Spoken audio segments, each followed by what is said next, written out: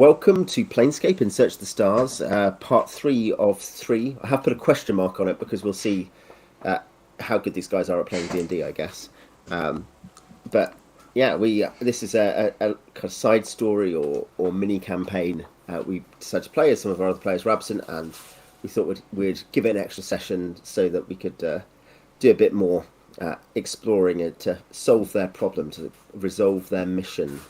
Does someone want to give us a quick summary of what's happened so far, and then we should have character re-intros, and then we will get going. So, summary of what we've done so far. Well, we started in the only place a Planescape game can ever start, Sigil itself.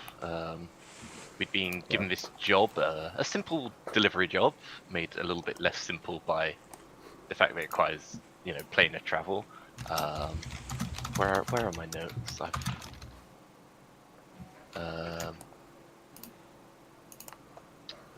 Now I'm gonna have to figure out where I saved my notes. We were given this book, the Book of Gold or something to that effect. We're asked to bring it to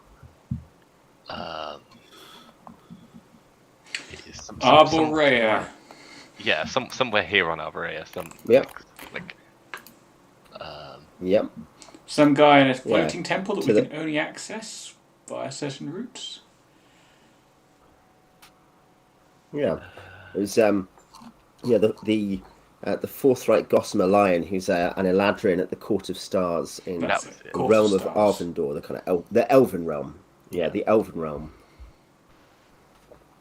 And then what happened after that? We were given kind of a few starting hints of where to go. The one portal to take us to a place in realm space, the Rock of Bral, and from there we were told that the temple there had a gate to Mount Olympus, or to the town near it. Polycephalon. Yeah. So or Keptalon, I think it is actually.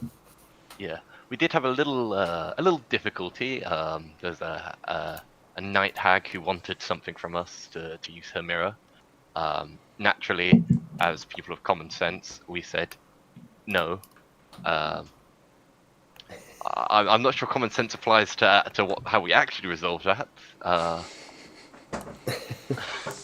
By the party druid grabbing hold of everyone and then turning into a tree to shove a branch through the mirror and teleport us to the Rock of Bral, but I guess it worked.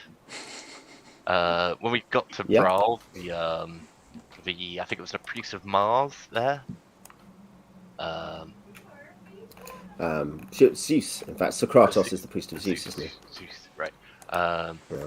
Asked us for a favour to retrieve his what did he call it? The rolling reliable resizable equine transport. That was it. Rolling resizable equine transport. They've been lent to a local nobleman. So we went there and caused some mayhem at his party before we convinced him to give it back. And we, along the way, we managed to convince two of his two partiers, the Brandy Boys, to come with us. Yeah. I'm not sure how much convincing was needed there, or how much of a say they had in the matter, but they are with us now on our area. But yeah, we returned the wooden horse, and we're allowed to use the gate to get to Polycephalon. We arrived and immediately started an argument with a philosopher, or at least I did. I think we managed to get some directions to roughly where we needed to go. We were told we needed one of two items or two items, and they were found in different places. We needed, I think. You were sent on a fetch quest, basically, weren't you? Yeah. He mocked us. What did he call us? He called us rubes. That was it.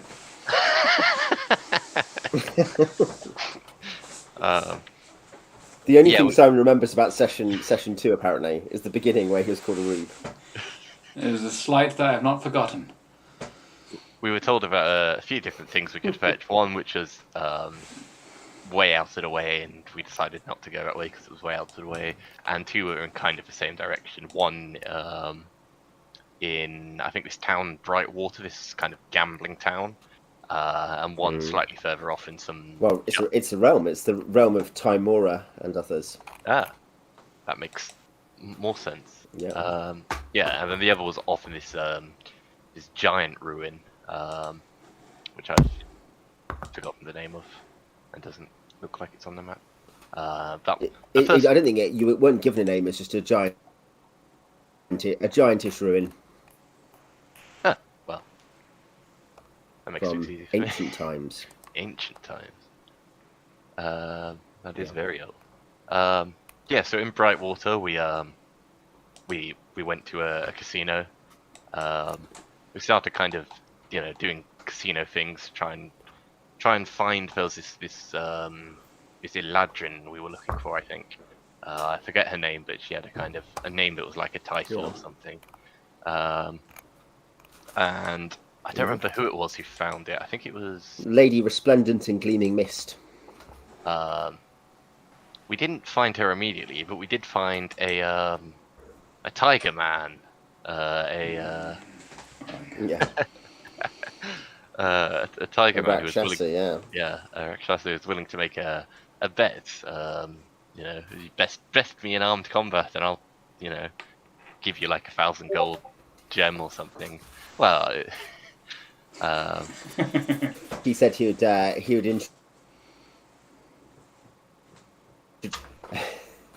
So, I think he was offering to trade, wasn't he? Yeah. Naturally, that didn't go well until the Lady of Resplendent. What was it? Lady of Resplendent. Lady Gleaming in Resplendent Mist. Or Lady Resplendent. Lady Resplendent, that'll do.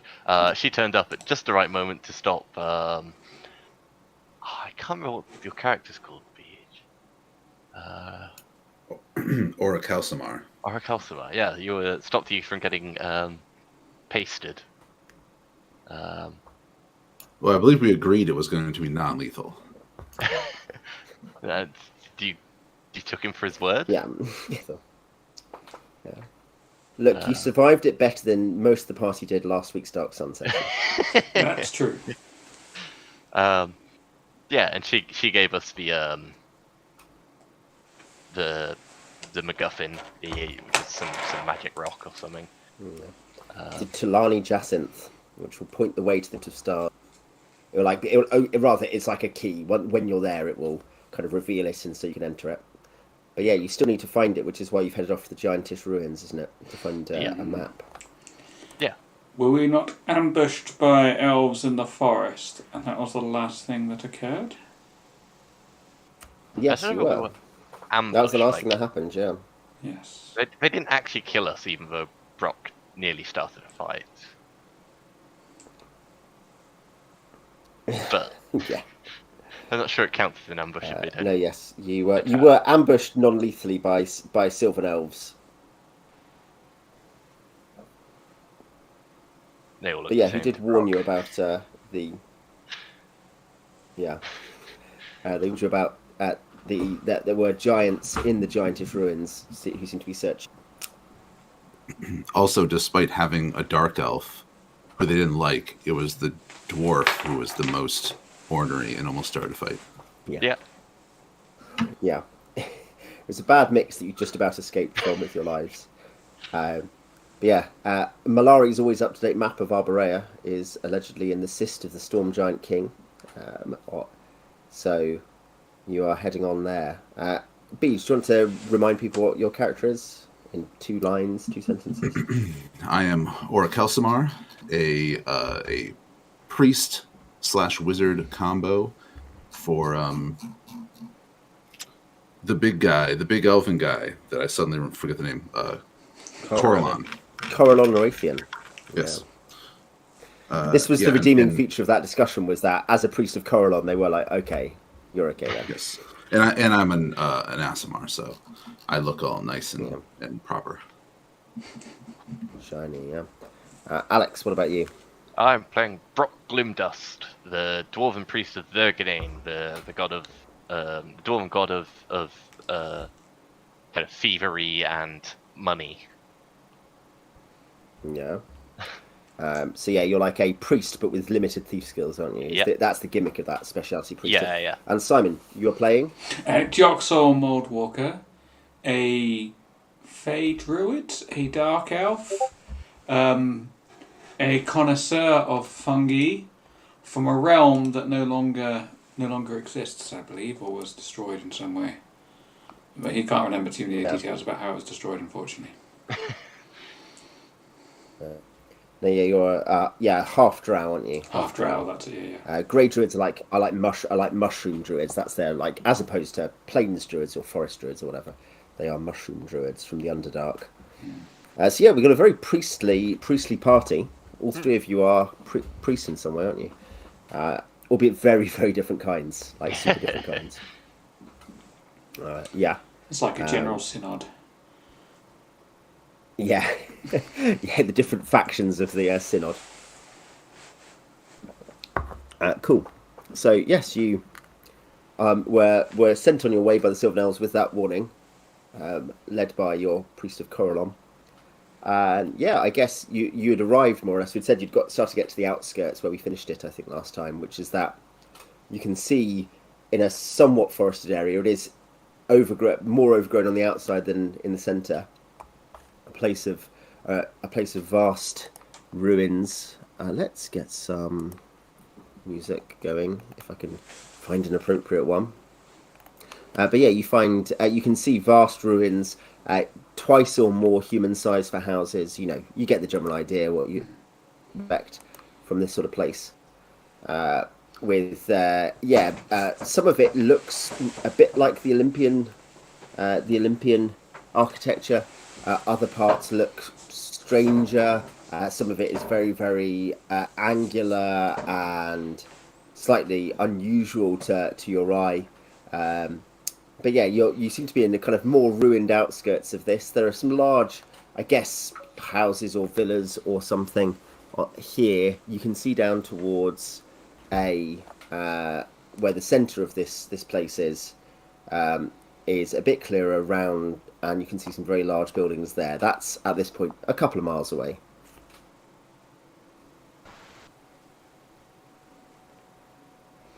What do you wish to do? So we don't see any movement in the city ruins.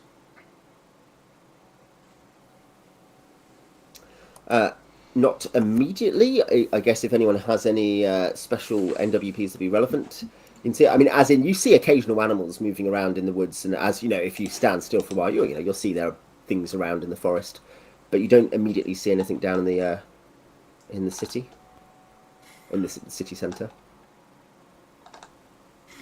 And where did our intelligence where this thing was give us a hint as to where in the city?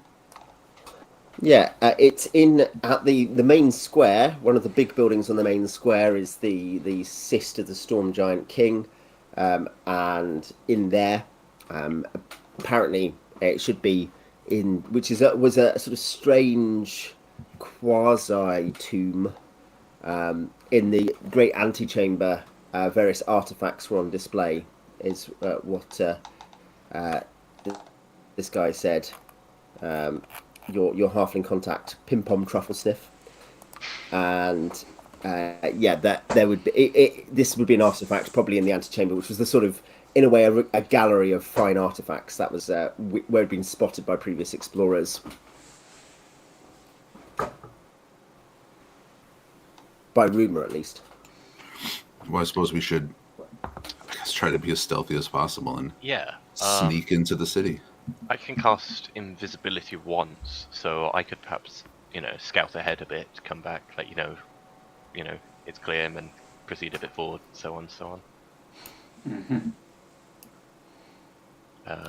Yeah. What's the duration on your invisibility? It's just normal invisibility, so seems to be just up to 24 hours or until I attack. Until you breach it, yeah. That makes Yeah, sense. 24 hours is good. Do you not have very good move silently then? I've got 25%. That's not great, but I guess I could. I guess you would do it, wouldn't you? As in, you Yeah. do it, but you're just whilst invisible. Yeah. Yeah. No, it's fine. If you want to cast that, you are Yeah, free yeah. to. I will do that.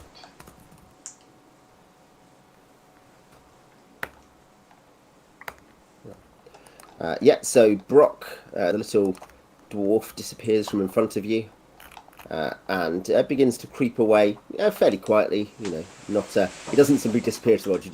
You can he's not the most stealthy of thief types, but he's doing okay. And he heads further in. What kind of distance are you keeping between the two groups? Between you and the other two. Probably not a huge distance. Like, I probably want something where you could, if you heard, me screaming for help, you could run up and be there in, a minute or two. Well, what's your slowest speed? By the way, were the Brandy boys were you keeping them with you, or had you left them behind? Who was it who'd made friends with the Brandy boys? I think it was our Cheltenham. It was not. It was not me. You deny everything. That's true, but in this case, it was also. I think not it's a me. bit of everyone. And Andrew's Hornhead Sorial. Andrew can't be with us now, but Andrew's Hornhead Sorial, I think, had also befriended them. I think everyone had sort of encouraged them along. Possibly. I think it'd be fun to have them with us. I mean, they can sneak. I mean, it's a they're couple of sober pilots. enough. Yeah. I'm sober now, but they've got their rapiers and stuff. Any other weapons you want to give them, they can. They are happy to fight. They are foppish rakes. It does not mean they're incompetent. They can stay with us. Yeah. Yep. No, I guess they'd stay with the main party. They're not going to. They wouldn't claim they could go ahead. Keep it a bit. Uh, What is the slowest of you guys then? I assume. I'm still at full speed.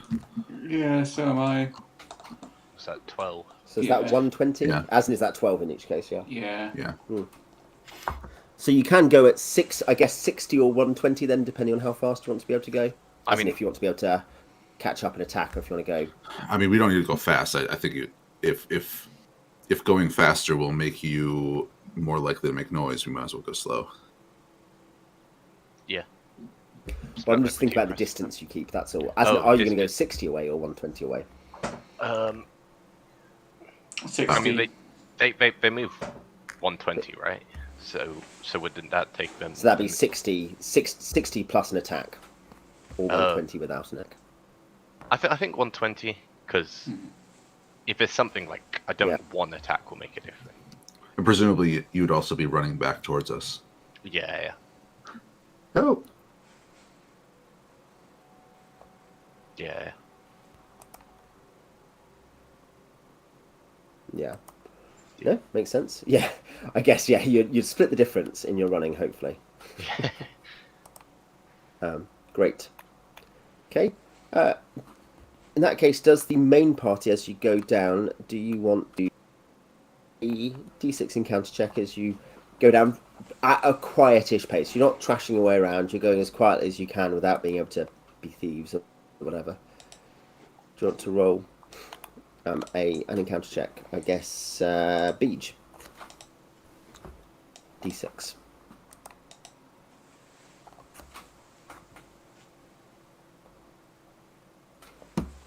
A boulette crests through the surface and its jaws open. No. Not again. Yeah, you come down. We'll have you, I guess, come to the edge of the. I've done a very, very rapid dungeon draft today, just so we could get some dimensions for the city centre.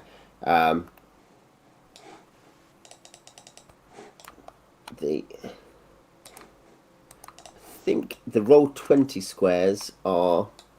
Yeah, it should more or less match up actually. Looking at that, the roll 20 squares are 20 feet across. So the kind of you see the small squares are going to be 10 across. Hmm. You can see on there. Yeah.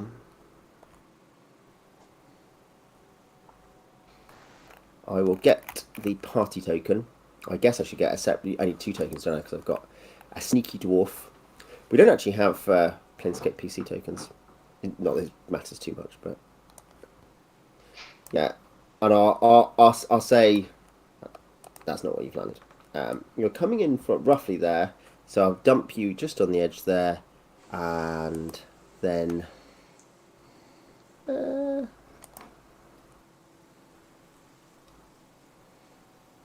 Do you have actually? He's a dwarf fighter, but I do have a dwarf. You can be a dwarf. Yeah, I'm a dwarf. So there we go.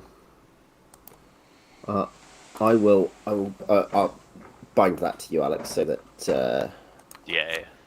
if you want to, you can do it yourself, and I'll keep the party token. I'll leave like that. Okay, so you're not. You are. Whoops. For the flavor, I think I will. at least I would imagine our strategy would be to like hide around the corner of a building, and then when the coast is clear, we sort of run up to the next building. So we're not like walking down the center of the thoroughfare. Yeah. So yeah, what you'll see, I'll describe it for Alex's purposes, and then obviously the rest of you probably aren't that, as you're only, 120 yards back, I guess, because we're outside, so 300 feet. But you can see fairly clearly through the thinning out trees that come down to the centre. What you can see here, it's very slightly unusual, perhaps, that there are fewer trees here than you'd expect, but it has overgrown a bit, the centre bit. What you can see, Alex, is you can see there are, I guess, apart from the big grid pattern road, there are 5 other areas of interest. 6 other areas of interest, rather. One to the south of the road. Can I ping on this? Yeah, just long click. Yeah, I saw it. I'm trying to see if it will let me. I don't know if it's because I've locked the thing that it's not letting me ping. In the are southwest you quadrant. on the GM layer? Like on the sidebar, there's I was on info objects because I'd actually put them up there stupidly. I can see the pings. probably wasn't heard. How can you? So the southwest, there is a vast dark building that has a crack through the roof of. It's like a great bit of black granite or something. Is badly cracked and damaged, and there's a sort of heat haze or something. It's hard to exactly say if it's a heat haze or not, going from the entrance. Large, dark, blocky building. To the southeast, a description to be the sister of the Storm Giant King. What you can see there is not the whole of it. There's 2. You can see 2 domes above ground, and it goes below ground significantly. Yeah, and one, and then there is a larger domed hall behind it. To the north, there are platforms, vast wooden platforms, stacked in amongst gigantic oaks. Think about how vast those oaks are. Yeah, platforms resting in those trees.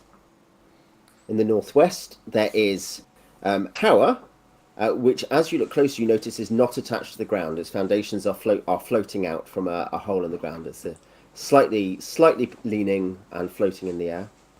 Again, looking somewhat scarred or damaged. And then just to your north, you see this. To your north, you can see there is a vast area of what looks intermittently like ice or like lightning or something. Like there's a crackling on it, on this kind of divot in the ground near the tower. But it's it seems solid almost. In the centre, there is a vast fountain, which is, I guess, it seems like there are maybe icebergs in it. Like there are large chunks of floating ice in it. Given the sizes of everything, like, just want to check. This stuff all looks like it's giant scale to us. It is, yeah. Okay.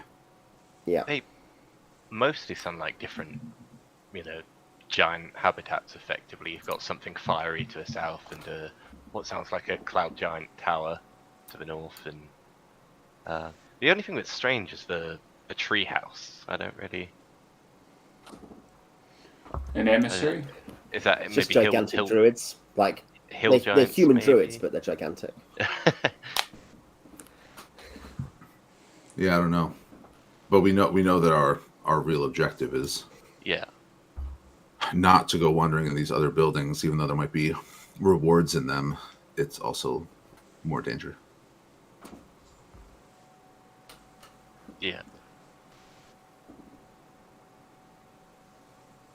So I guess we should head straight towards our objective, or maybe not necessarily straight towards. We should take cover in the shade of buildings or whatever, but still head straight towards the cyst. Yeah, let's secure the map first before we do anything else. Yeah, then we can loot everything else. Hi, sorry. It won't be too late by the time we finish.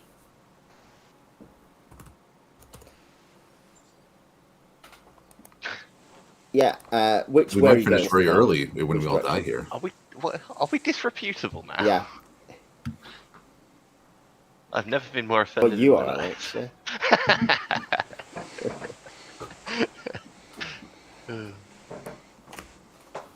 Yeah. Yeah, so I think we should kind of follow like the cover of this heat haze building to the southwest. Follow that around and then cross the street through the cover of trees or whatever to the cyst. Yep. Is that still going the same distances? And then with the rest of the party trying to go slowly? Yeah, we're following the man we can't see on this route.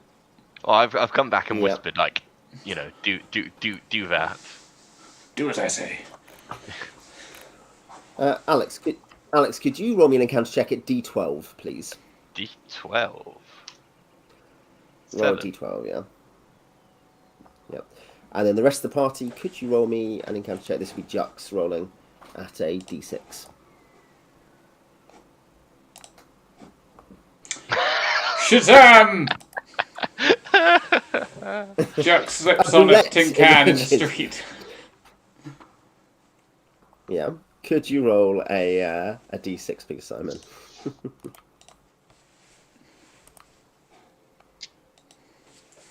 15 frost giants.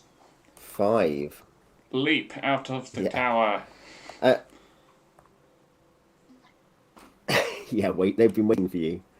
I painted the miniatures, we've got the battle map. That's the only encounter you're allowed to have for the entire game. Only one we'll need, really. Yeah, the 15 frost giants, yes. Yeah, so as you're falling down, you all come towards come under the great black granite block of this vast building. As you come closer, the oddest thing about the heat haze is it is projecting no heat. You're actually fairly sure as you come to the steps, this will be you first, obviously Brock, and then everyone else, that you're fairly near what looks like a heat haze. It does not seem any warmer here. Sorcery. It is dark up within. As the rest of the party come up, there is a slip of some of the rubbled granite nearby, which comes down towards you. So that's Oric, Kalsmar, and Jux. Could you please roll a save versus petrifaction? I'll roll for the boy. Fail.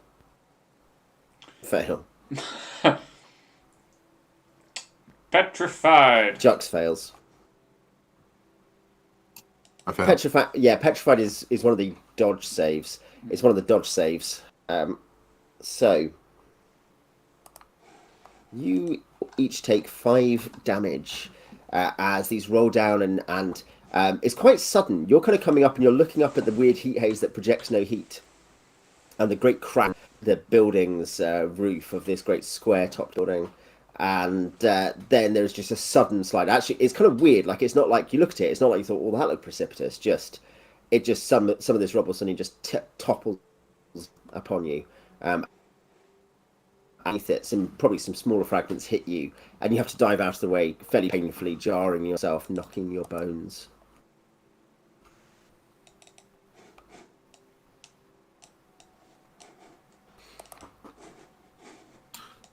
This place is unacceptable. Yeah. Who does their safety inspections? I think no one. It's a ruin. Yes, well, I find it unacceptable. You should go find... Coralon Narathian, chaotic good head of the Elven Pantheon, is big on health and safety. It's one of the main values of his priests.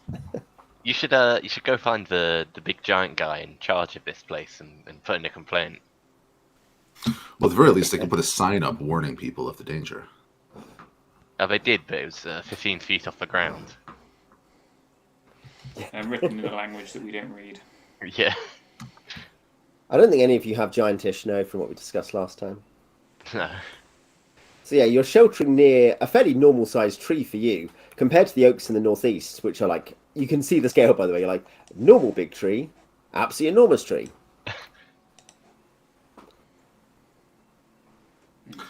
Well, I suppose we can carry on, but keep our eyes up from now on. Were you stumbling around with your eyes closed before? I just mean we weren't paying attention to rocks. what was above us. That seems like a mistake in a place that might be full of giants. Look, clearly we weren't paying attention, as the dice have told us. Well, as I say, they didn't. The rubble that broken from where it's been obviously in some way damaged didn't look immediately like it's going to fall on you, but it did. Maybe someone pushed it. All right, let's scour the ruin for this evil figure. That's our new mission. You want to go inside? No, let's continue on. Yeah. Let's be careful. Yeah. Mm-hmm. Yeah. Just keep on around the outside. Okay. Yep, going this way. Okay, Brock, do you want to roll your D12 invisibility encounter check? Yeah. I'll actually roll you a new move silently, given you're in there. What did you get? 8 on a D12. Yeah, I will roll your move silently check as well, Yep. because you're in a new place, aren't you? So I should have already done it, really. But yeah, no, you walk along. You can see that the fountain to the north, it is a working fountain. It's kind of strange. You see water flowing up. You see icebergs, like some micro icebergs, obviously, but by that I mean they're like 20 feet or something, or 30 feet wide. They're gigantic, but they're floating in this massive pool of cold water. You can see there is some sort of natural, not natural, constant flow of water up, like it does fountain up through a floral or plant-like design fountain head, and pours out. Still seems to be functioning. And I guess you'll be coming down to this side of the big black building. Okay, party Beach, do you want to roll your encounter check for the main party sneaking around the side of the building?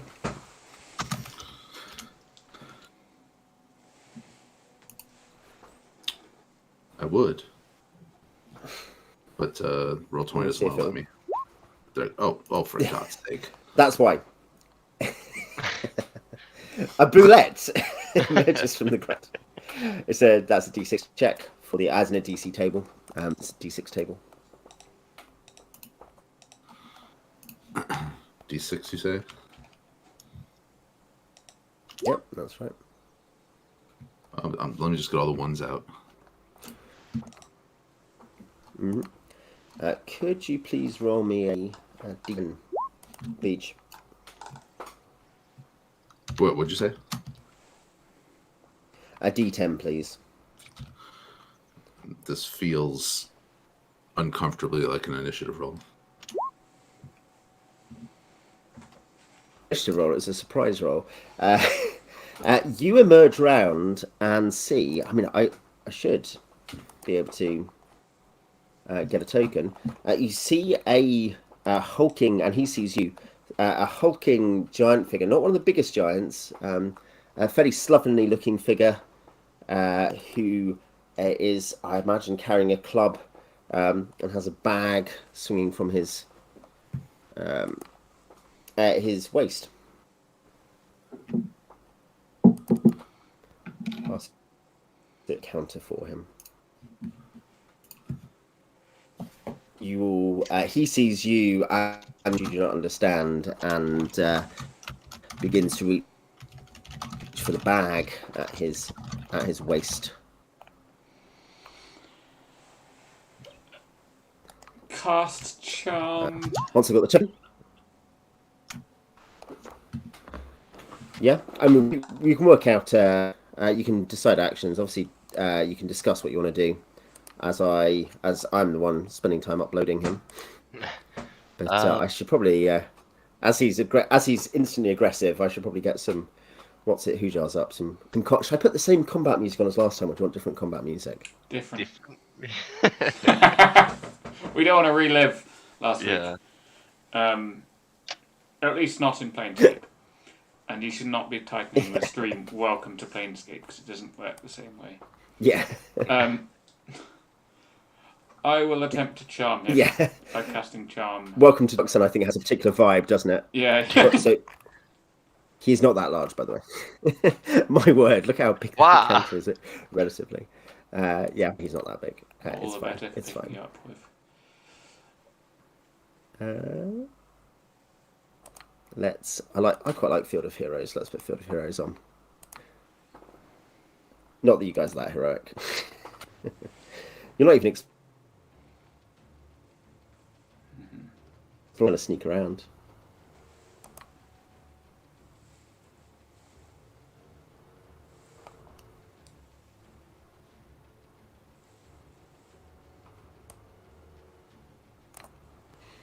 And he should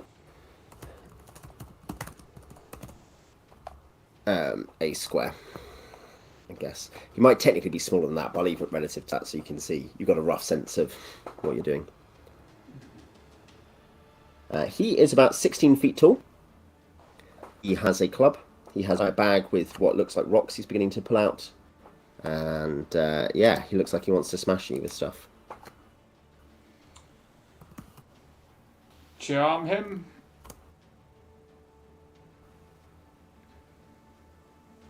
Charm monster? Charm person? Well, I think I've got charm person or mammal. I think. How far away is he? Rather close to check the encounter distance. Yeah, he's probably quite close to you, yeah, but can't see you. He doesn't know you're there. But he's going to come down from the fountain as you've passed behind some of the scrub, and then you're like, oh wait, that's actually a thing. That's not an iceberg. You say, yeah. That's why I know if he is within. Iceberg? That's a giant. If he is within what appears to be one, like, movement distance for him, like, is he going to be able to get to us in one go? He is. No, he's about 90 away. 90, so 9 movement. So he could. So he'll be further away than he is there. Here.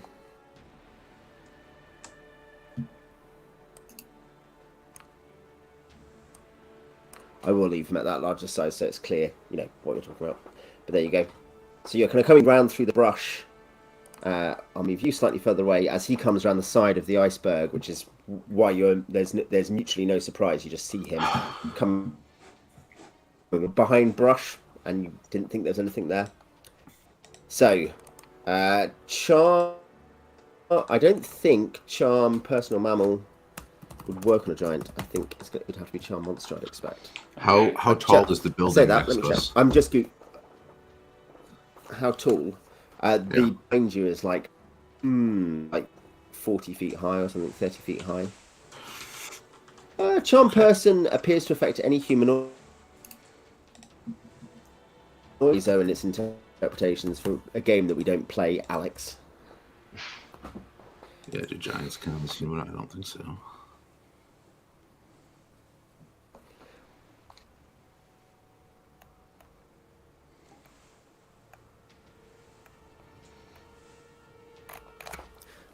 I'd assume you'd need Charm Monster, basically.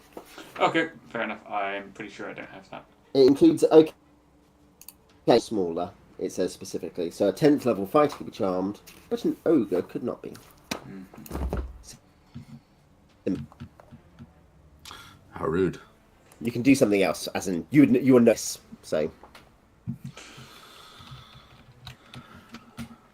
Well, I imagine there's only one of them, so I imagine we're fighting. We could hide. We got to break line of sight and try and hide. Yeah. I don't know. Are we faster than a giant? I don't know. The main issue is that it's viewing us from the corner, so there's nothing obvious to hide behind. But if we can make it to the trees in any given direction, I can turn into a tree and pretend I've always been there.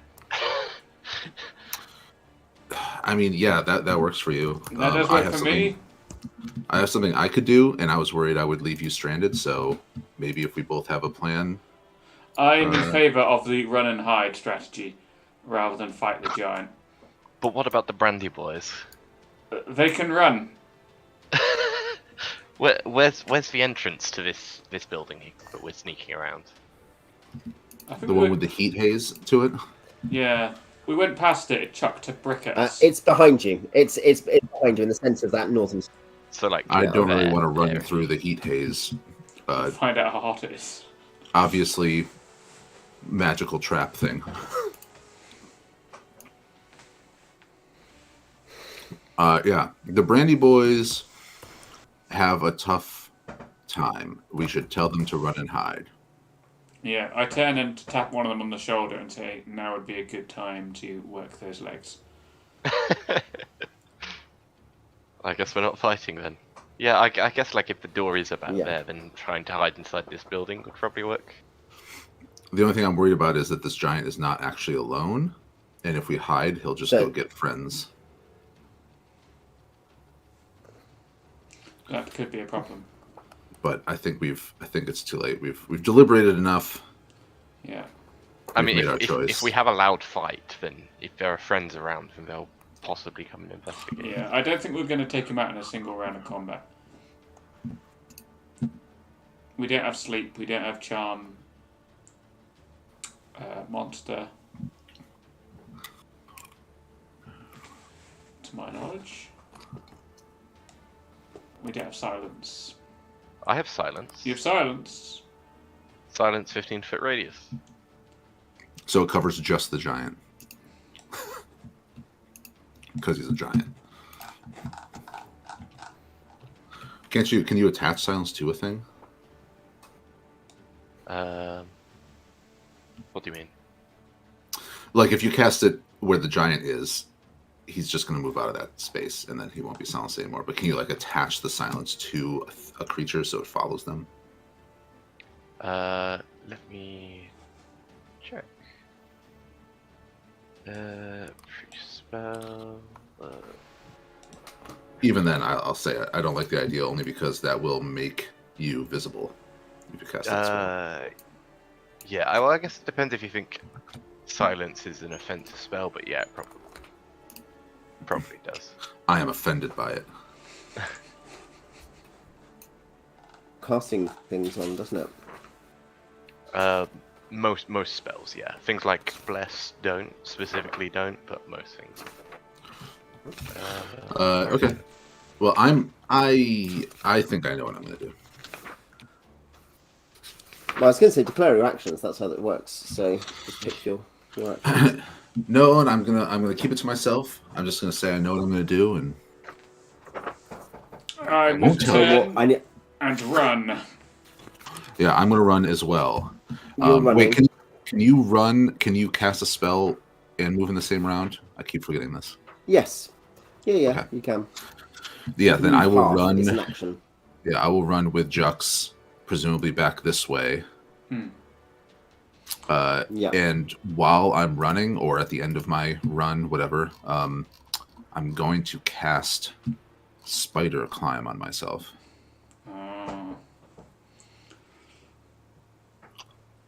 Oh yeah. I'm going to run into those bushes. I'm going to dive. I mean, face specifically, first invisibility is to attack a creature. Yeah. Then you can potentially cast Tree. Is that your idea? Yeah. Dive into the bushes, and then a tree would just sprout out the bushes. Nothing out of the ordinary. I wonder. I mean, Alex, I don't know how fast he is. Bless, Chant, and Prayer don't count, but that's because they are cast on someone. Saying that that essentially buffs an equivalent thing that don't count because they are positive. So on would break it, but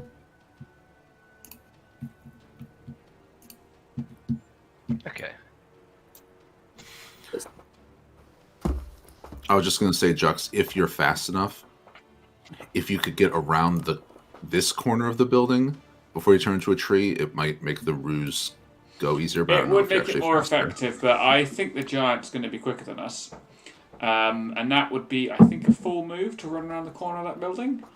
So it would only work if he paused to deal with somebody else. So I think run into the bushes and turn into a tree and hope for the best is probably the most prudent course of action.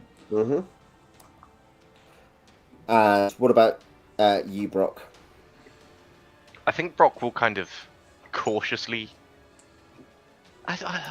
Watch. Yeah, I think just kind Watch and laugh.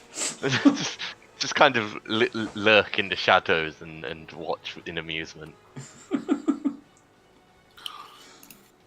Does it have to be with amusement? Yes. Vergadane demands as such. Okay. Vergadane sounds like 7. Who's doing it? Do it? Who's got the duty? Shall I do it?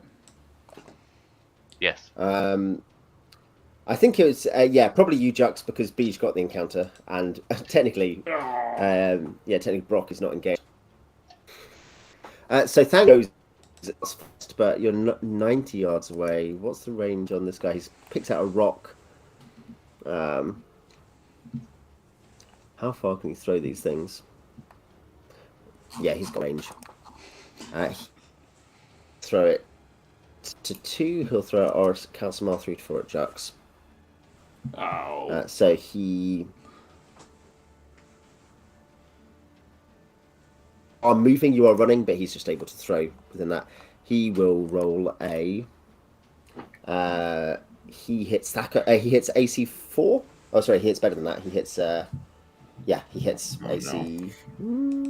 No, he's going to hit AC -4. I think that's his name. That's definitely a hit then. So he will hit. My AC is not great. I have AC -5.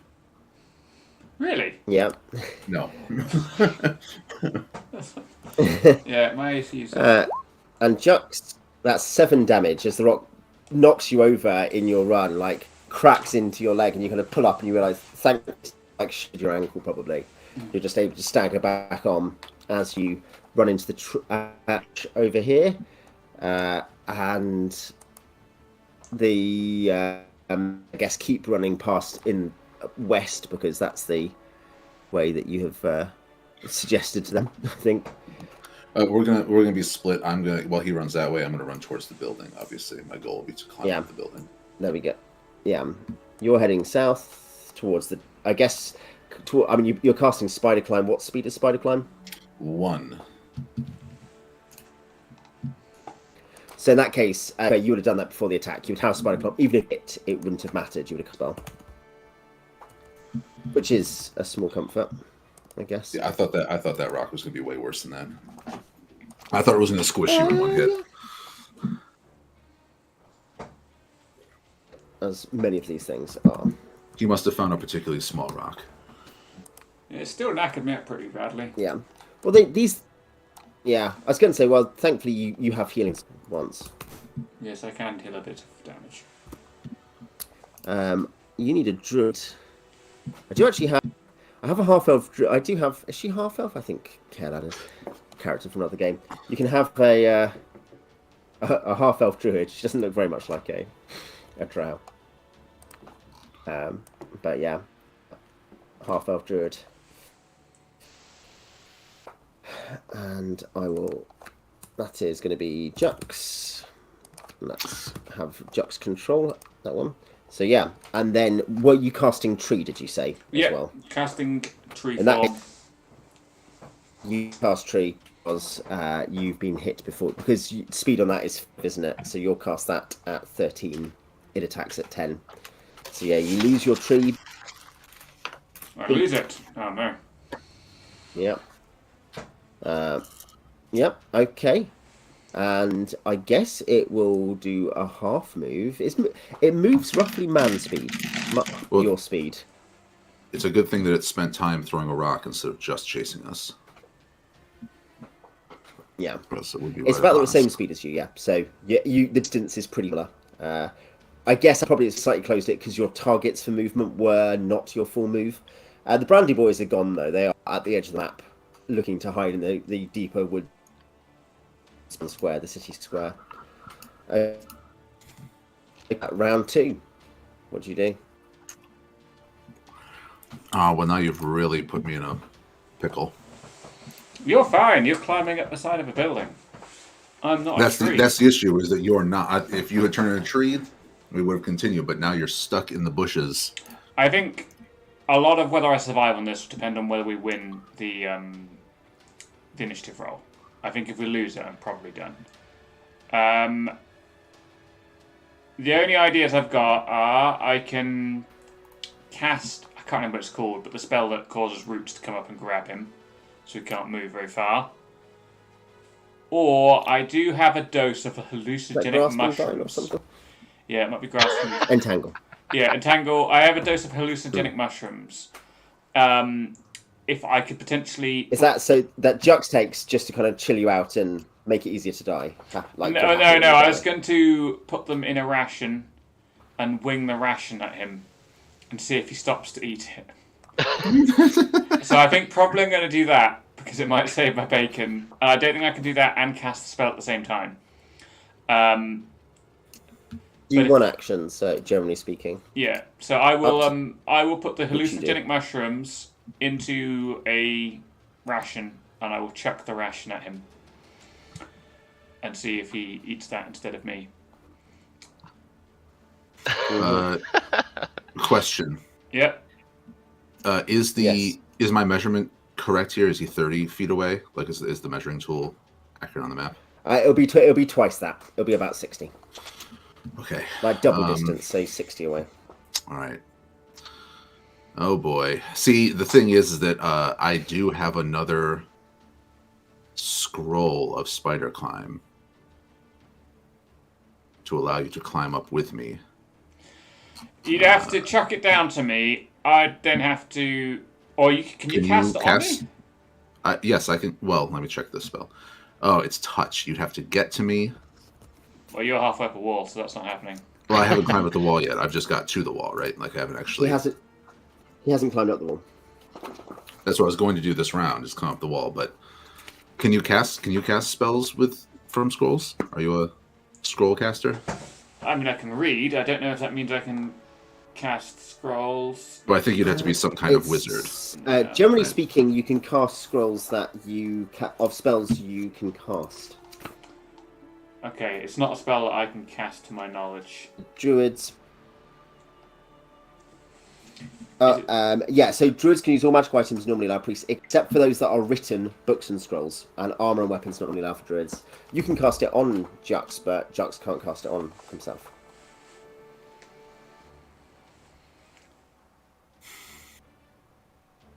I think the throwing a ration idea is better.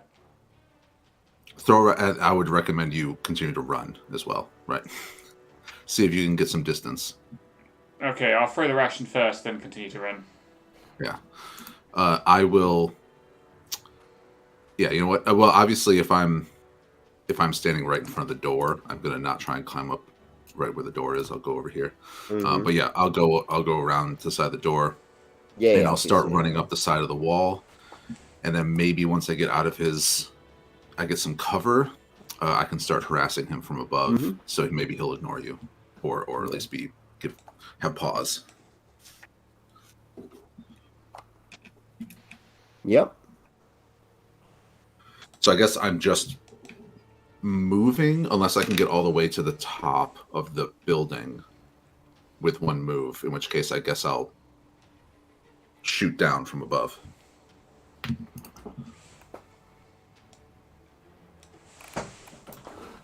Yep. And what about you, Brock? Something I'm wondering. I have this ever-smoking bottle. Does opening that break invisibility? No. Oh. I It's not attacking a suppose. creature. It's not something to ventures aggressively. That is the way about it. Anything. Yeah. Then I suppose if this all goes pear-shaped, I could open the bottle and rush around to, hopefully blind the giant. Or I could do that anyway, I suppose.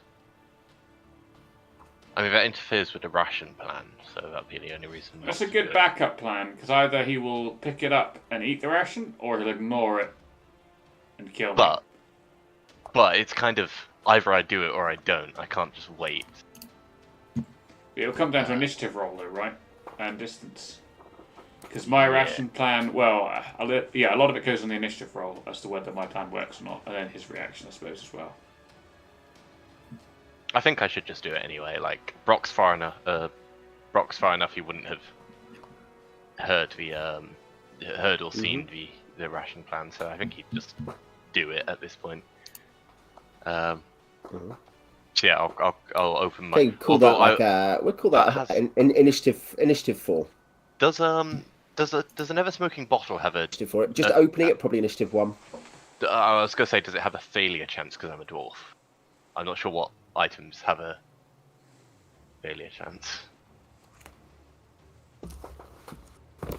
It depends if it's in glass or not, I guess, is one thing, because that's one of the caveats, isn't it? Let's check. You are a priest.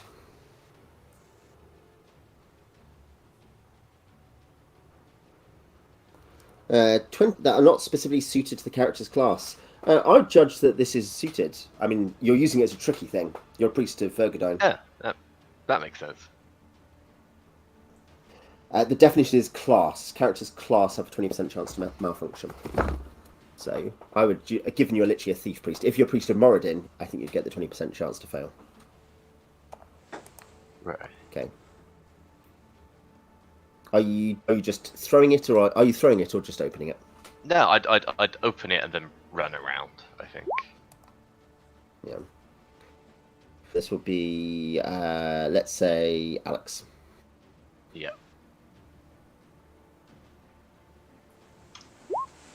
Oh my god. So I guess Juck starts doing what he's doing. At this point, Orichalcimar is the one who's visible. I feel sabotaged. Sensor. Yeah. Throws a rock at that. That's going to hit you. Orichalcimar, are you alive?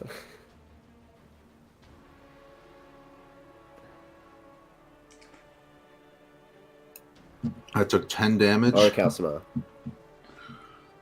A question. Yeah. You took 5 damage last time.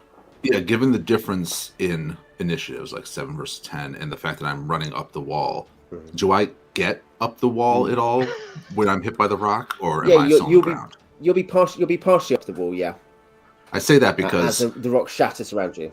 Because as I go unconscious when you get hit by the rock, do I then fall down and my neck? Yeah. You will fall, but won't be far enough for damage because it might be a D6 or something. But I have 10 hit points. It's all brushy.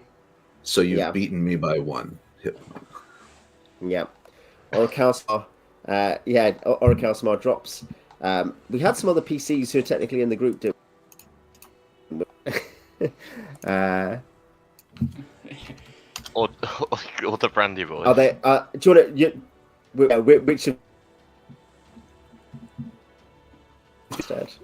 Well, actually, to be honest with you, I have to listen in on this meeting, so I will still be listening to this. That's fine.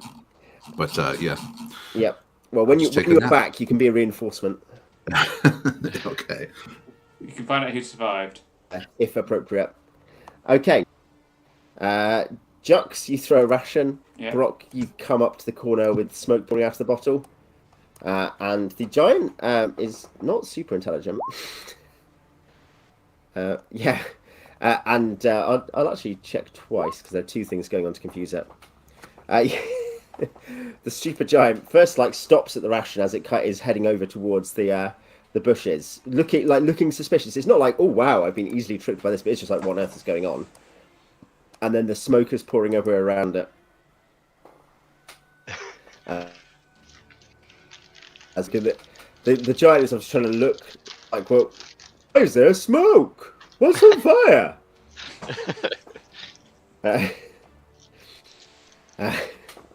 Round 3. Jux and Brock. So it's not picked up or looked at the ration, it's just left on the floor. It went over and stopped by it. Okay. You should grab Orichalcumar and run.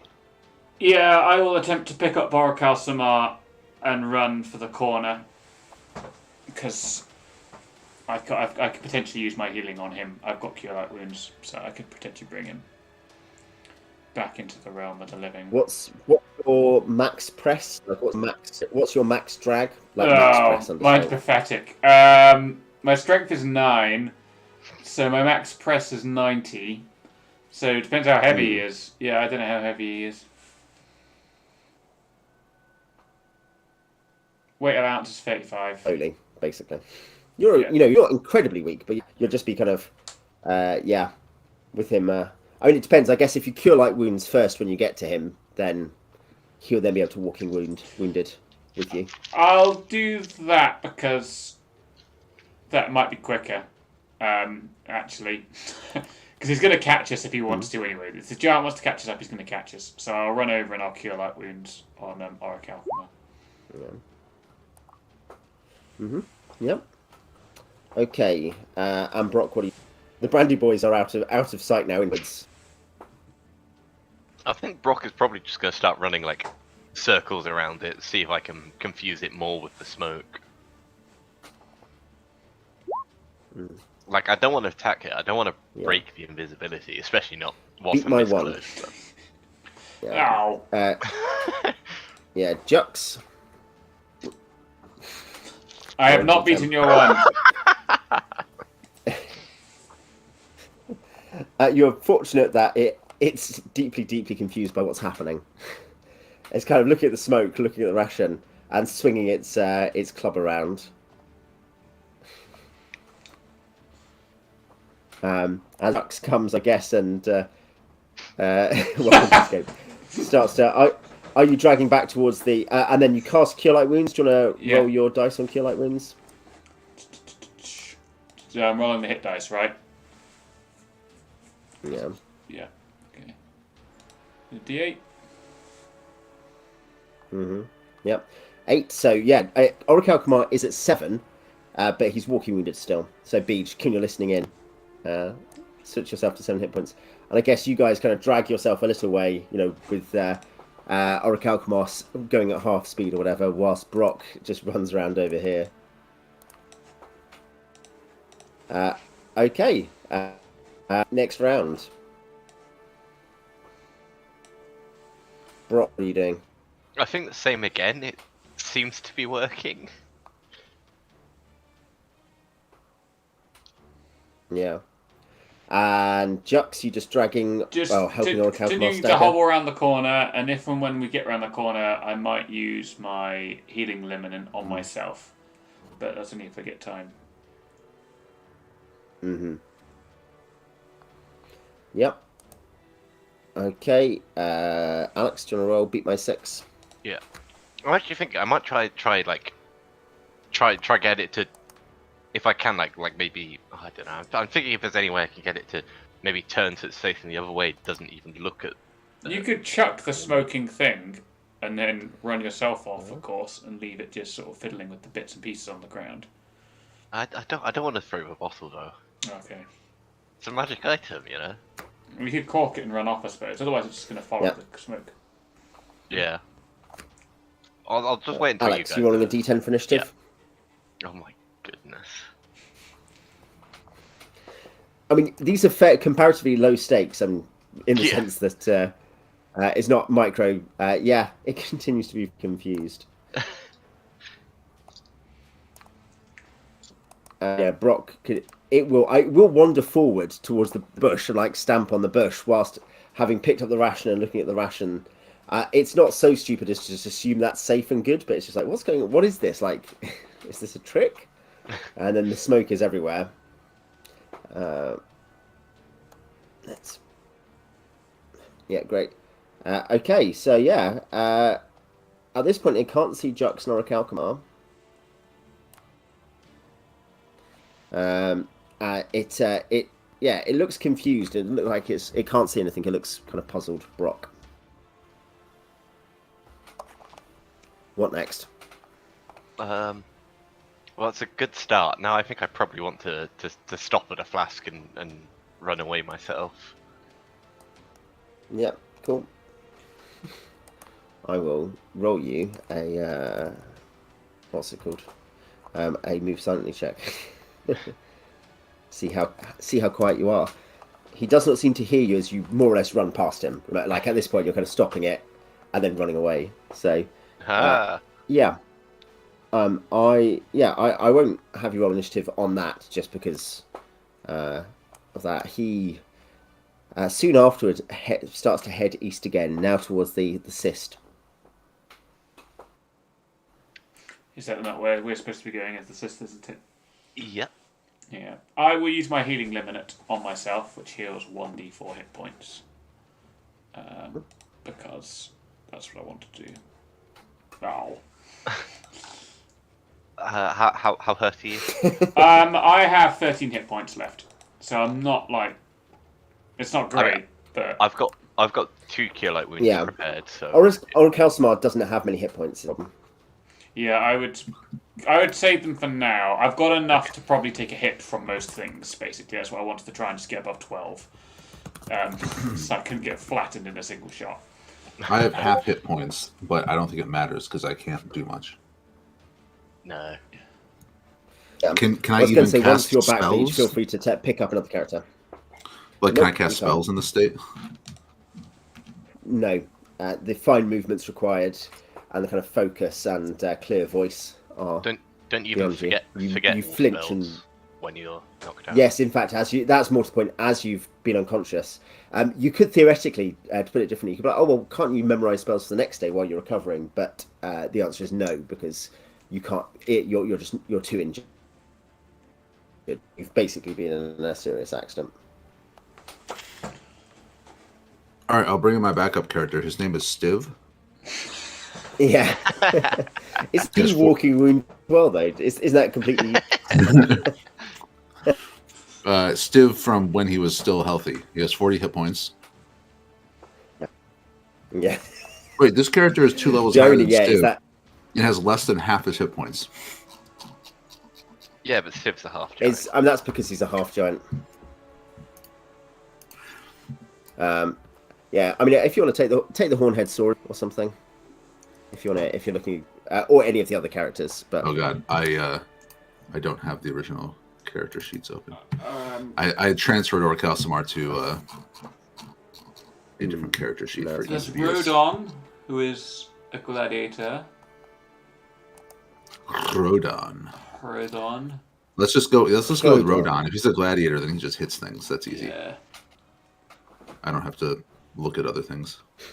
It's the first one on the list, which is also useful. What's this? Yeah, I see him. How many hit points does he have? Yeah.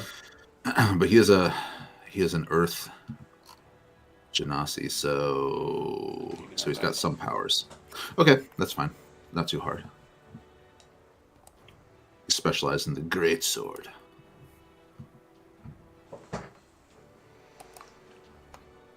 I short will sword. set that to Orcasma. So I am now Rodan. Is that how he pronounces his name and requires everyone else to Yes. pronounce I it? have to roll that R.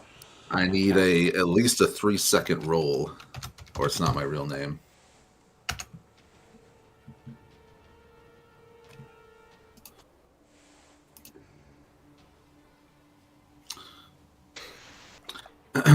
Hey guys, I've been here the whole time. You just haven't noticed me. Right. Yeah. I can't roll my R at all. Maybe it's more French, like Rodan. Rogon. Rodan. Are you a rogue? Oui. He's a bit of a thinker, you know. Yeah, exactly.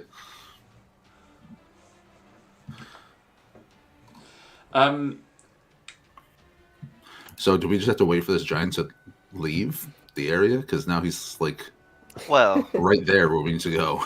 I'm still invisible, so I could go like Well, mess with him. he continues to head this way. At this point, he's out of your sight because you're mostly around the corner. So He's Yeah, going he's to the heading this building direction. we need to go in. Yes, that's correct. Can you tap on his leg, and then he looks around, you're not there? Just fuck with him. I don't know.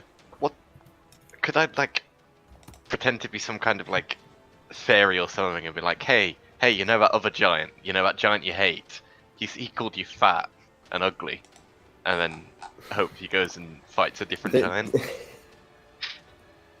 Even for Yeah, Hill can we- Giant, that may be fringe and how few details you'll be adding. you can, Can we, you can try. These things involve, depends how you do it.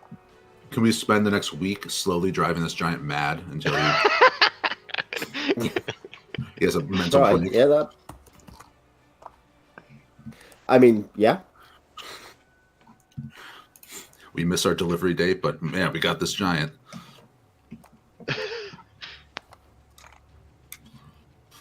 I could just like try and sneak past.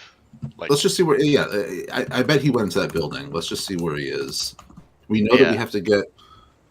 If it hasn't been moved, then it would be. It's supposed to just like be in the center portion of the building, yeah, like in a like display case. given I'm invisible and I have some thief skills, there's no reason I can't just try and nab it on my own. Yep. Yeah, And if that's- it turns out that it's not where they said it was, I'm going to be slightly annoyed because I had prepared locate object for just this scenario, and now I can't use it. Yeah. And I guess, if you hear me screaming or something, then you know that I'll be, running out and you can come to help. Yes. Yeah, if we hear you screaming, we will run the other way. Exactly. Yeah, we'll take it as a good warning to not be there. Yeah. Yeah, so I guess I'll sneak back around, see where the giant's gone, and then start heading towards the cyst on my own. Yeah. So yeah, I guess once you go back to your group, and then once he seems to be out of sight, you kind of go back round. As in that's what you're suggesting. I mean, yeah, I guess. Like, do I even need to wait for him to be out of sight? Is what I was thinking, but it'd probably be better if I do. So yeah, just go around, watch where he goes, and then once he's a little bit out of the way. You can do that. Yeah. I mean, probably he's not in as you get back around the side of the room. The smoke has probably started to dissipate. Yeah. Well, in that case, I'll just straight towards the cyst then. Mm-hmm. Yeah. I guess you want to roll me a d12, don't you? As in, do your invisible encounter. 3.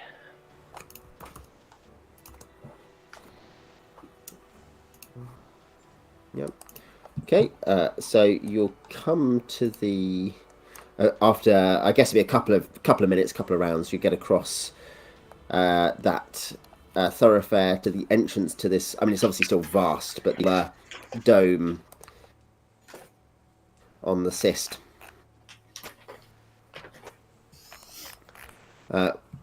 Which you can. You see by the door there is or just like at or there is a different hill giant. I will put him there. He's a bit sleepy. He's not paying full attention at the moment.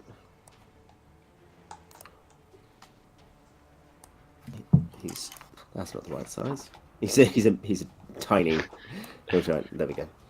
Hill giant teenager. He's kind of just by the door. Like in the door or something. Yeah. And you can see there is such a thing, but no, he is like a normal hill giant. You can see down in the room. There are a couple of gigantic figures, and you can hear them speaking in a language. You can hear the murmuring of a language you don't really recognise from here. In this fairly dark, vast, dark room, bit of sunlight creeping in. There is a large banked fire set in one place, so there's a bit of light coming from that dim light.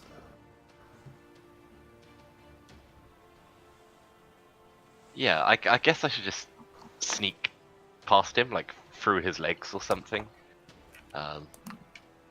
Yeah, I mean, you can probably go past him without. He's not literally blocking it. He's just most of the way across. You're just going to squeeze past. That'll be fine. Yeah. And then you're going into the room itself. Yeah. Probably sticking close to the wall. Probably following the very outside of the room. So yeah, no, that's fine. As you come in, it's a surprising thing for you is that though there's some damage here and there's some broken things, and you can see. There's a camp. Probably the more surprising thing, in a sense, to you, is that most of the stuff in here, albeit it's made on a vast scale, it seems to be intact. Like things you can look at seem to be intact. You can see there is a slightly larger giant, rimed with frost, blue skin, speaking to the hill giant who's scouting. As you creep round, they do both look up at you. Like, not towards you, in your direction as you try to sneak round. But you don't see anything. There are, next to the frost giant, there are a couple of large wolves. Large white wolves. Oh dear. This is a very dangerous place for me to be. Who are sniffing the air and growling. As you look, what I'll say is what you can see further is you can see a few different kind of pedestals and things like that, much as was described to you. Just, there are things there. But what you can particularly, I guess, you'll look around and you will see there is in one, these pedestals each seem to be in cases of some kind, crystalline cases that are mostly transparent. And you can see a parchment in one of them. It's the only one that looks like parchment in there. Right. So I've discovered the thing, and I have a terrible plan for how to cause a distraction for me to grab the thing. The question is, Sounds like you, Alex. would casting Frisky Chest break invisibility? What would you be casting it out on? One of these plinths, I guess. Like, are they freestanding plinths, or are they like part? That is not attack. I do not make that attack, so. They're very heavy stone plinths, but they are freestanding. Are they taller than? You're not. That's not attacking a creature. Okay. Are they taller than 10 foot?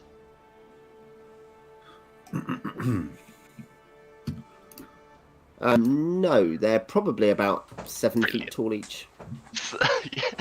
So yeah, I'll just find one of the. I guess they're looking for me, but I guess one of the nearest of the plimps is like between me and the wolves, and I will cast Frisky Chest on that, so that whenever anyone other than me becomes within 3 feet of it, so hopefully when someone walks past it, whilst walking towards me, if they can smell me, it'll just like grow limbs and run away, and hopefully cause enough of a distraction to give me an opportunity. Yeah, so just a plinth that isn't which you has a part. Yeah, cast it on one of the other plinths. Hopefully Just another plinth. Hopefully one that's like between where I am and where they are. So if they were to walk towards me, they'd trigger the frisky chest. Yeah.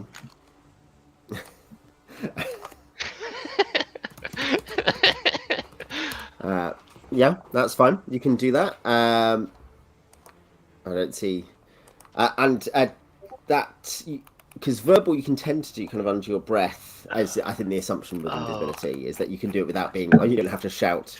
So you're kind of what? Yeah. Are there any other obvious effects of it? Is it just static until they walk past it? Yeah, it's literally when a creature other than the caster comes within 3 feet, it instantly sprouts appendages and moves away from the creature as quickly as possible. And then it either grows feet, wings, or fins, whichever is most appropriate. You want to see it? I guess feet in this case. Yeah, it says a book might grow wings and fly away, a table might gallop around a room. Okay, you do that. Jux and Rodon. Anything else from you, Jux and Rodon? I think we'd be sneaking out and around the side of the building again, just to peer at what is going on. But not... Yeah, that's fine.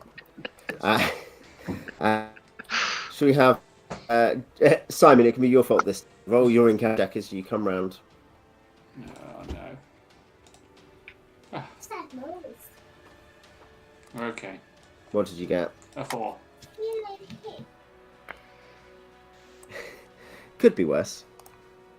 Unless 4 is the secret number for the final killer encounter of Tiamat, Queen of Dragons.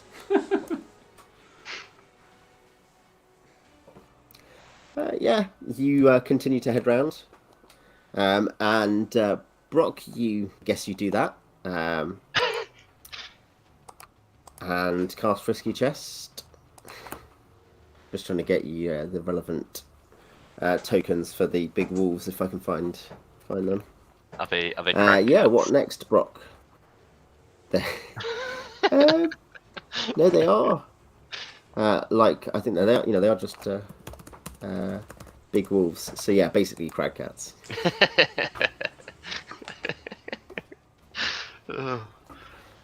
Man, just think if it was a really large band of frost giants, they might have Yeti with them. I'm glad they don't. I guess seems bad. Yeah, I guess I need one of them to like approach this to like trigger it to actually cause the distraction. So I think I'd probably start moving like slightly towards the towards the plinth I could see with the map on it, and then I don't know, try and find like a pebble or something to just throw back at that other plinth. Hopefully make some noise or something. Hope someone will come and investigate. Yep.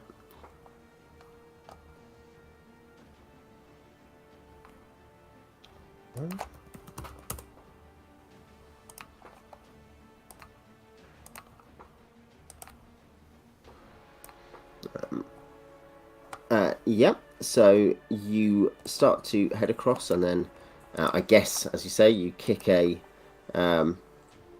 pebble or something, and there is another one of these guys nearby, but that's fine.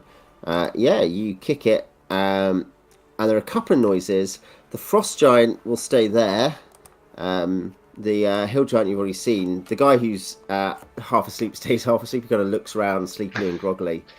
And then the one who is out on patrol comes over, and the frisky chest kicks up and starts to run away. Obviously, trying to stay 3 feet away from all these monsters. It can't get out because it's got a radius. It's like when you're chasing a chicken in it within a certain distance. Or something. It's a shame we can't play the Yakety Sax. Yeah, well, because of copyright claims. Yeah. Yeah, Dice Cam sponsored by Yakety Sax.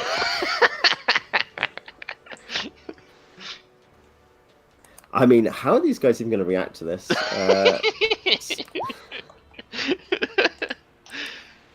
Oh. The frost giant kind of looks puzzled around, and the hill giant's going to try to throw a rock at the thing. Misses it. Misses the.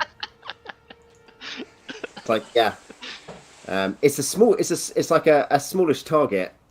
It's like not, it's not as big as a human, for instance, is it? So it's a small target, and it's like jumping around on feet at high speed. So it kind of, just bangs it. The thing falls over, and then it stands up and runs again. The frost giant looks around puzzledly and says something in Giantish, presumably to its comrades. The wolves are sniffing towards you. I don't think they like that they can't see you. I don't like that they're getting this close. I think I'd like to keep moving towards the plinth with the map on it. Is it just? Yep. You can see it's like it's a smallish, like a 2x2 or something cube of solid crystal, seemingly, or something. This is from, by that I mean when you're not right next to it, you're looking at it. That's what it appears to be. It's just resting, as far as you can tell, on top of the plinth. Oh, so the plinth itself is crystal. It's not like a block of crystal. No, as in the block on top is crystal. The plinth is stone. The block on top is crystal. And the map is on top of the block or inside the block? Inside the crystal, seemingly. Yeah, that's problematic. As I say, you haven't, Well, what are you going to do? Or rather, I should say, Jux and Rodon. Any actions? You can see there is some chaos and fracas going on inside. You don't hear Brock screaming. You do see the hill giants beginning to get irate, and there's some shouting. Literally, you're hundreds of feet away, and you can hear like rah rah rah. What spells have I got that could do something useful here? I could cast Continual Light or something. But that's about the only sensible thing I could do. And I don't know if Jox would actually do that because he doesn't know what's going on. Can we sneak forward to the trees just sort of in the middle of the path opposite the giants? Yeah. So okay. We'll in that case, Beej, do you want to roll an encounter check as you get forward into the middle of the, through the brush? You're on the encounter check, Beej. Yep. No, so it's quiet so far. I could sling at one next turn, I suppose. I've got a sling in stone. Yeah, you can see that you can probably see both hill giants just through the large giant-sized entrance. You can see a couple of figures, and you can see something small running around between them, fading to the tune of Yakety Sack.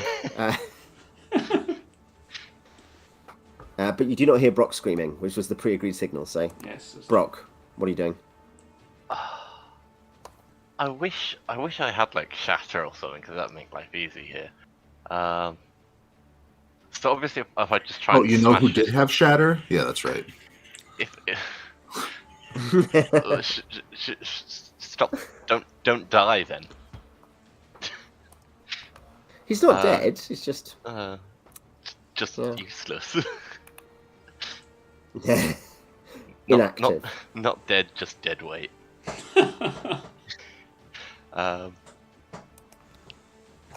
So if I try and smash it myself with like a weapon, that would break my invisibility, which would be bad. Could you just push it over so it smashes on the floor? Oh, I could try that. You also have a smoke grenade you can use to cover your escape. Remember? Oh yeah. Okay, I will do that the moment. Like they seem to, figured out exactly where I am. But yeah, I think I will just try and push it off the plinth. Yeah. We'll see if this crystal block pushes off this plinth. Your hand begins to sink into the crystal as you push it. Ah, brilliant! I would try and reach in and grab the paper. What does it feel like, actually?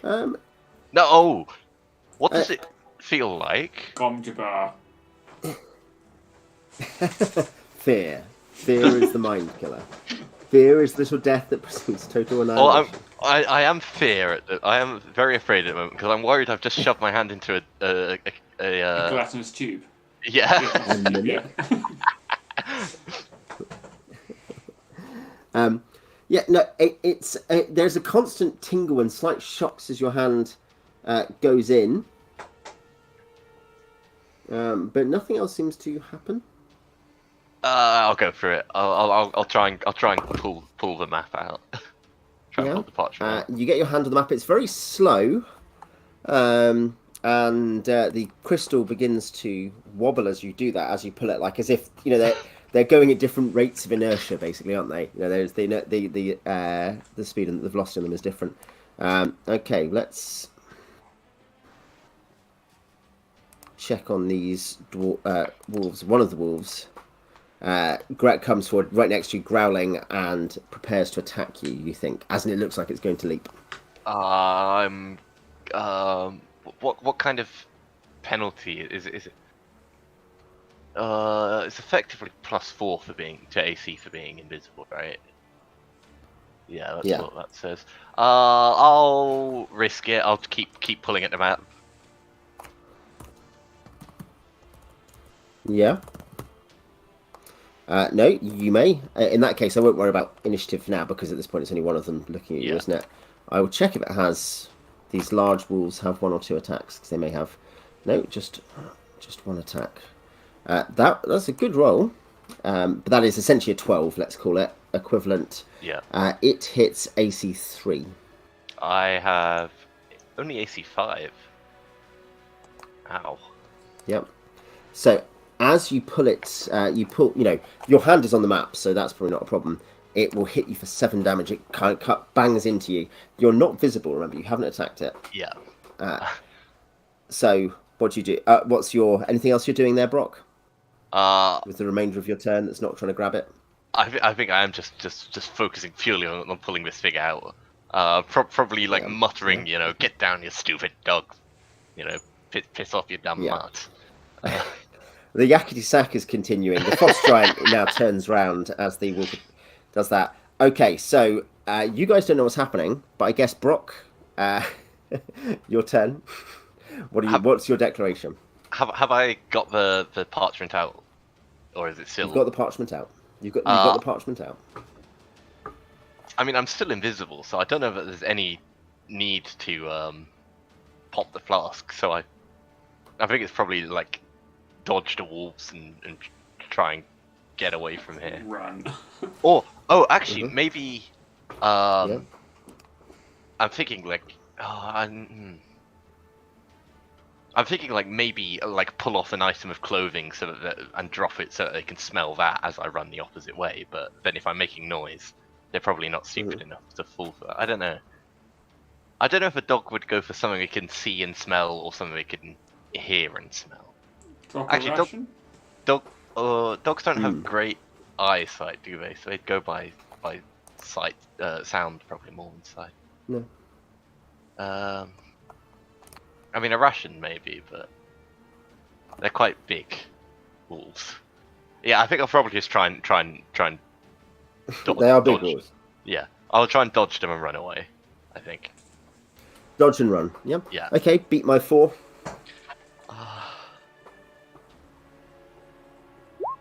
Nope.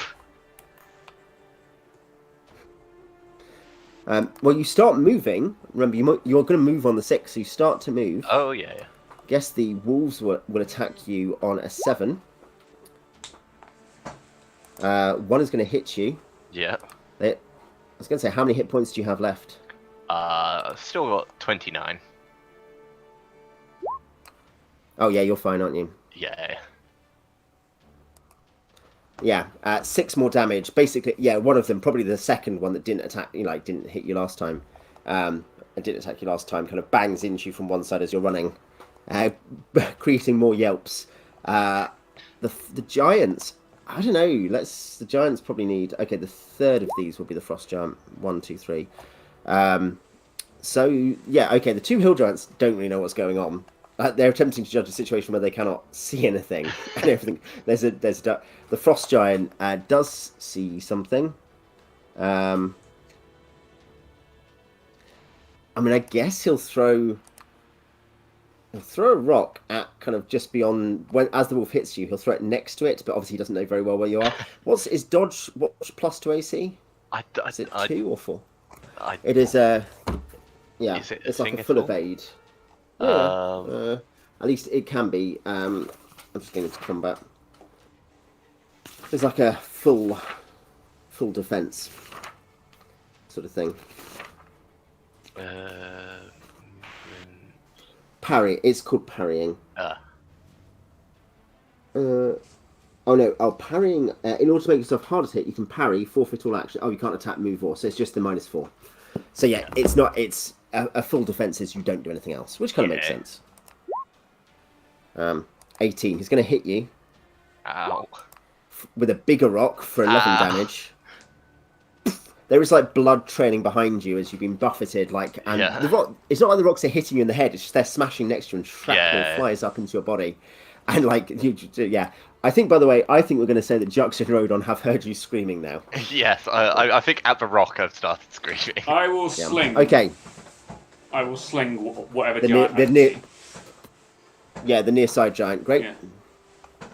Rodon.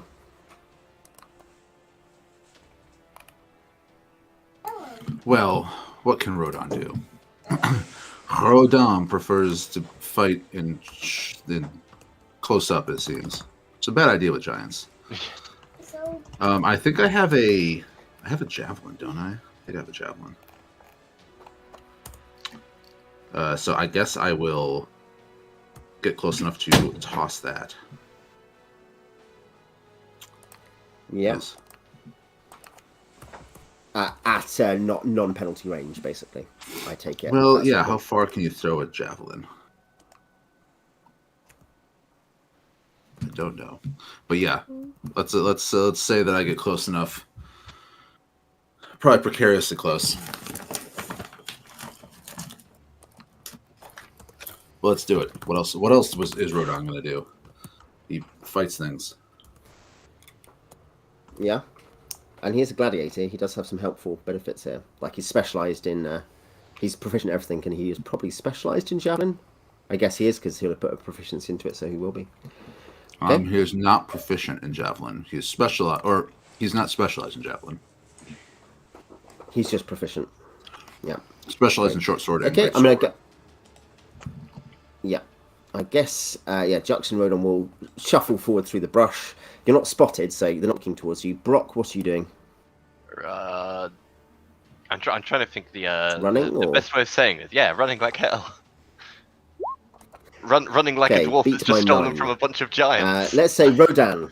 Why don't you try to redeem your team's miserable failures so far? No French people were harmed in the making of this stream. Unfortunately. I shall throw the javelin. You're going to get us banned, Alex. Only off Twitter. I definitely. Okay, not on Twitter. That is currently a 9. I'll let you roll a d10 because you have a chance of improving upon that, technically. Oh, sorry. It's roll high, right? Am I supposed to be... What am I rolling? Yeah. You're rolling initiative. Initiative, d10. D10. I thought you were like, go ahead, attack. You play this every week, Beach. No. Oh, yeah, I see. Okay. I played 2 different games. Yeah, you've got the timing. You've got the timing. So, in that case, Brock is going first. At this point, probably openly screaming. At least openly screaming. Stops to take a breath, like kind of at the door. Yells some insult at the giants, like probably the only words of giant he knows, and then flees. Yeah. Kapla! He shouts. Okay. What's a javelin weapon speed? What's a sling weapon speed? Ooh. You've got an advantage of 4. I don't think it tells me. I think it's something like 5. It might be less than that for the sling. Is it written on this sheet? I should know this because I've had so many slings in games. Javelin is 4. You actually do have sling art some of our games, don't you? Yeah. A sling is weapon speed 6, and a javelin is weapon speed 4. 4. So the javelin first. And is this just at the near side hill giant, I guess? Yep, the closest Operation one. Distraction action. Yeah.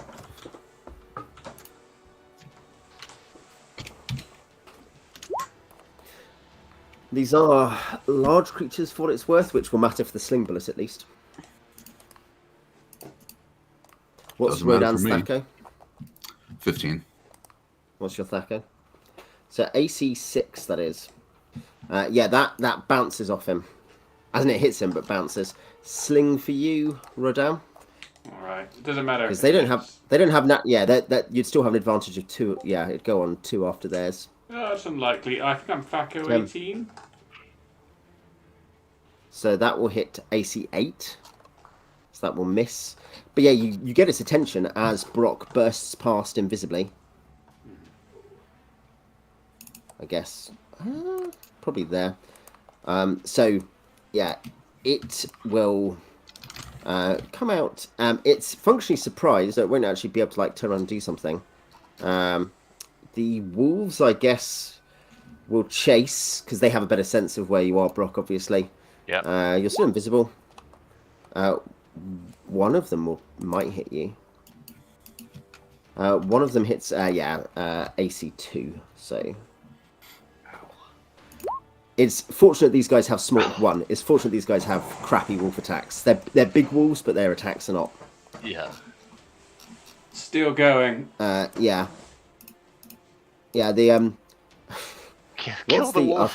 What's the other? We can't kill anything. This hill giant is, despite the orders from its kind of sergeant, is still like looking dumbly at the plinth that's running around, and it looks outside. It knows there are now. And I think it kind of is just staying in here at the moment. And this frost giant comes out, but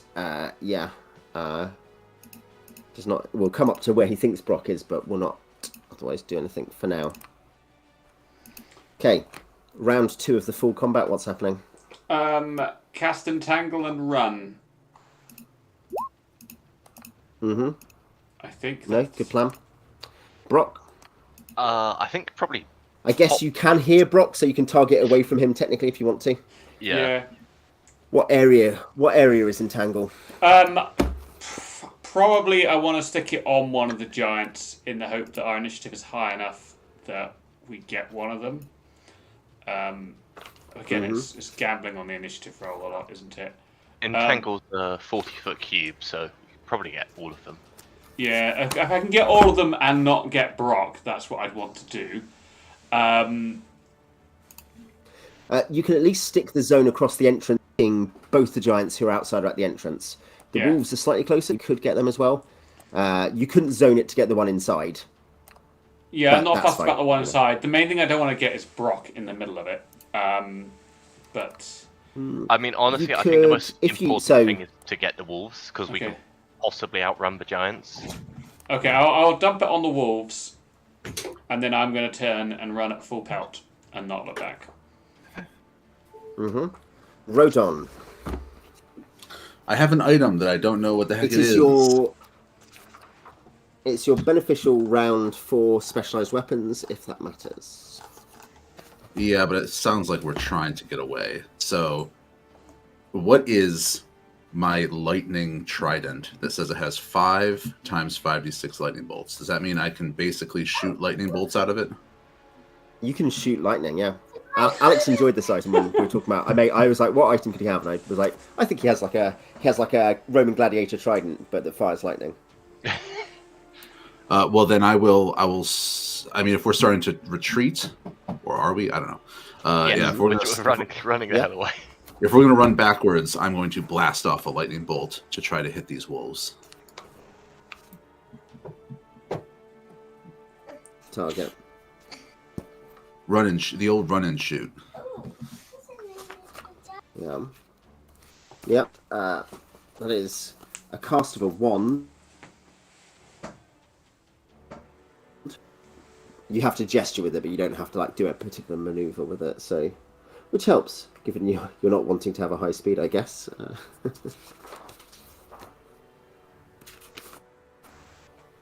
Lightning bolt has a speed of 3, and Tangle has a speed of 4. I think I just saw 4 or 5 anyway. Okay, Brock is just running. Okay, Jux beat my 3. Ah! I always complain when I have to roll dice. No. Okay. We've So we'll had get some. such bad luck. A lot right on the initiative rolls. The Winter Wolves attack you, Brock, and they hit you. Oh no! It's the 9 damage. Is Brock up? Yes. 9 he's damage, on Brock. one hit point. Brock is now run as well. Okay, the Frost Giant and the Hill Giant will both throw rocks at Rodon, the new guy. One will miss, one will hit. That'll be the Hill Giant, so that is the less good. This is more good for Rodon. Rocks 2d8 rather than 2d10. Smaller rocks, smaller creature. 8 damage, Rodon. Smacks into you. Smashes at your feet, throwing shrapnel into your feet as you're going to dive away. Okay, Rodon, lightning bolt. You're going to lightning bolt some wolves. Yes. Is it the sort of thing where the area of effect is 90 yards. Oh, sorry, no, that's the range. The area of effect is. It begins at a range and height side by the caster and streaks outward in a direct line from the casting wizard. So you decide where it starts, and it streaks outward from you, and it starts from within the range. Well, I mean, it sounds like I'm taking advantage of maybe hitting the wolves and the frost giant. Can I hit both the wolves or just one of them? It's either a forked bolt. It's a forked bolt, 10 feet wide and 40 long, or 5 feet wide and 80 long. So you could probably hit. You could hit a wolf, the hill giant, and the frost giant, or both wolves and the frost giant, as in if you're putting it between them. Up to you. Let's hit both wolves and the frost giant. Okay, and they've got to save. Does it give me? Is it just a save? You'd think it would be. This is wands. Is that a save in 2e? Saving rolls. Yes, it is. Must be saved for objects that withstand the full force of a stroke. The fireball spell. Let's see if that. That is for objects. Saving throw halves. I mean, I guess it's going to be saving throw versus spell, so that's fine. Okay, 2 wolves fail, and the hill giant will be the second of these rolls, like as I did before. In that case, let's just check the frost giants.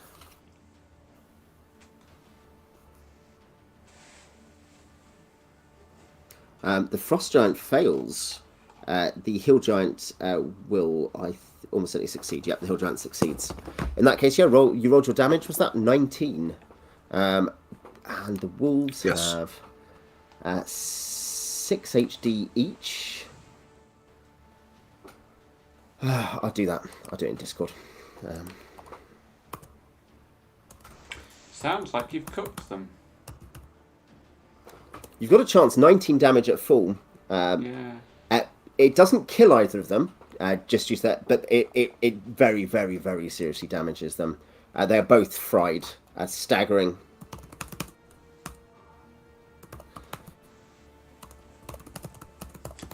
And a hill giant is at 9, I guess. No,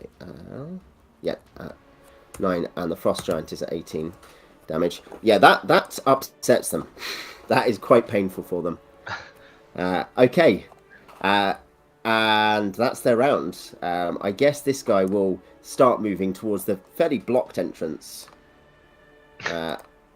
But slowly, having not really understood what was going on before. Okay, next round. Do I not the entangle? Oh yes, you get to entangle, of course. Entangle and run. It's because it's slower than lightning bolt. Yeah. Okay. So I take it will be a save these spells for everyone involved. Save. It says save halves. Yeah, it is. Oh, move, but only moving it 10 feet per round. So it's not actually save halves, but in a metaphorical sense. Exceptionally large, gargantuan, or strong creatures may suffer little no distress based on the strength and the entangling plants. So it'll probably be that the giants are going to be able to wade through it anyway, but it depends how bad it is. It depends whether they succeed or not.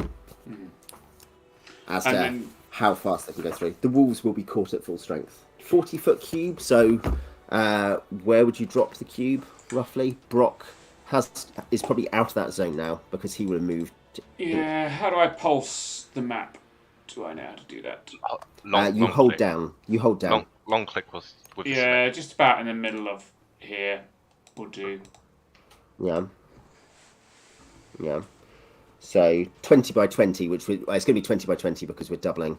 So it's going to be, say, like that, I guess. Yeah, that looks pretty good. I can live with that. Yeah. That's going to get all of them as well. So no, that's a legit target. You can see that. Okay, the two wolves who are one may succeed. Do it like that, actually, so the wolves aren't right on the edge. Yeah. No, the wolves both fail. Nice. Frost Giant, I think, succeeds, so he will be able to push through because of the extraordinary strength. And the Hill Giants both save. So you stop the wolves. The wolves are basically out of action at this point. They're both if you continue to chase us, I shall zap you again. Yeah, Rodon, are you retreating as well, or are you... oh yeah, I'm going as far as I can. Yep. Yeah, kind of assuming you're... yeah, it's still invisible. This is the thing at this point. Brock on 1 hit point. Yeah. Okay, so next round. Blood on the ground isn't invisible, but like... No, but given that the wolves can't chase you, and they're the ones who really like blood, you have a very slight advantage here. Okay, what's next? I should like to cheese it. Yeah, keep running. Just run. Double for Jux, double for Brock. Rodon, you lightning bolting? I can see the wolves are entangled. Okay. You can, yeah. Then I will run. Entangle. You just book it. Okay. Wow. Entangle lasts a whole turn. No. Yes. And they both failed. I think, in a way, in one sense, like, having them succeed and the Giants fail would have evened you out, and you would have been able to, like... That would be a better advantage in one sense, but the wolves are quicker. So in terms of completely removing something from the game... Yeah. That's... Yeah. I don't know which way... I think you could argue both ways. Like, you could say one was better than the other in both directions. Okay, I will roll 5. Alex, beat my 5. Oh, I don't think you can, given that the streaming party never wins initiative, it turns out. I'm not looking.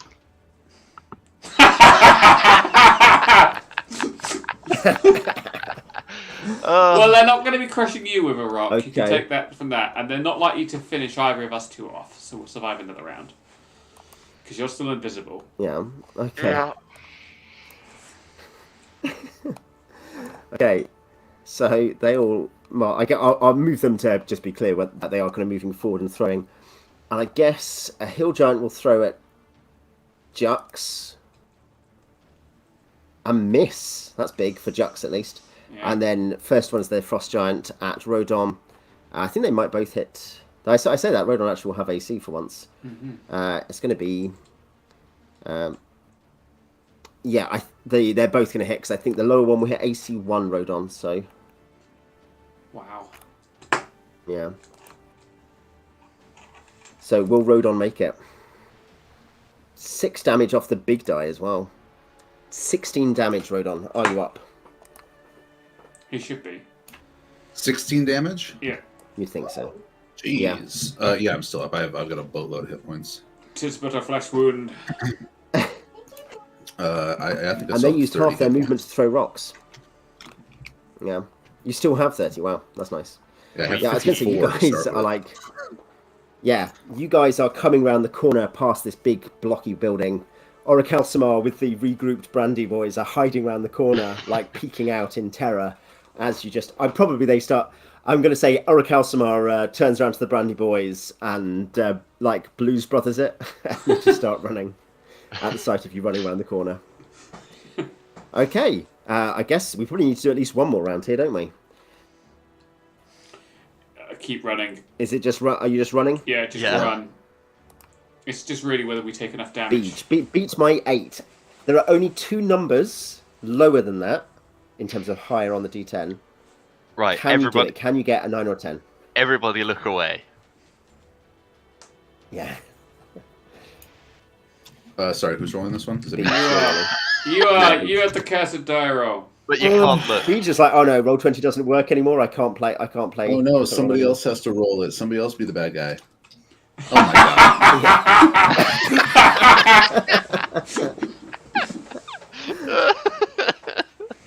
The lowest initiative party ever. So between this and Benvo not being able to hit a barn door with 12 attacks, this is the thing we're talking about. This that obviously like Jay heroically was like, look, we just need like a couple of hits or something. Rolls 12 attacks, never rolls higher than a 9 versus the Boulette. Statistically, 6 of those should have been 11 or more. Okay. It sounds like this is some ploy by Dicecam sponsored by Budweiser. Or something. He rejects our digital dice.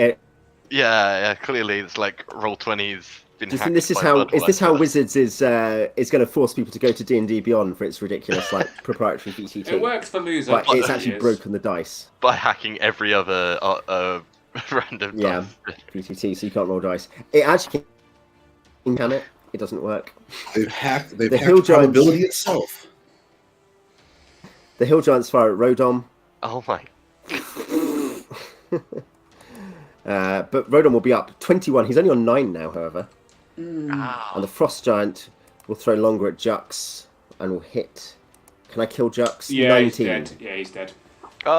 Straight up. Farewell then, Jux. Yeah. He's only got 13 hit points, so he's on -6, so he's out. Yeah. I mean, you're going to be like over here, though, aren't you? Mm-hmm. You're getting into the trees. Let's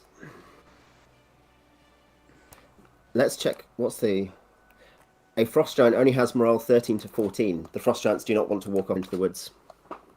You have escaped. Yeah. Well, some of I mean, us Jax have. didn't. What did it cost? I'm going to find some cheery forest music. Shoulder, and I say, think of the upside. At least we don't have to wander into the land of the Eladrin with a dark elf. But he was one of the good ones. Well, they don't know that. Look, no, just... not Drow. One of the good elves. Oh, well, look. I'm just trying to find the good side of things. Keep a positive attitude. We can't even bury him. He has been buried. To by be fair, a large block. By rocks. To be fair, the Giants will probably put him into a stew, so there won't. Yeah. They'll get infected if they do.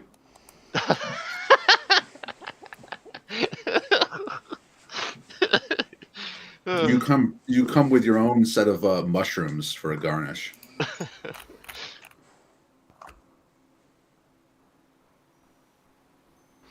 Yeah. Yeah, I'm very hallucinogenic mushrooms as well. They're going to be going mental. The actual bright side is this means a larger cards.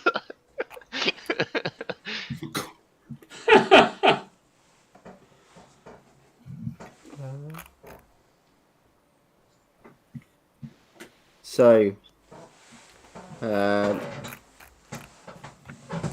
that case, you're in Arvandor. You still have a dwarf with your party. Are you just presumably just walking as far as you can before you camp?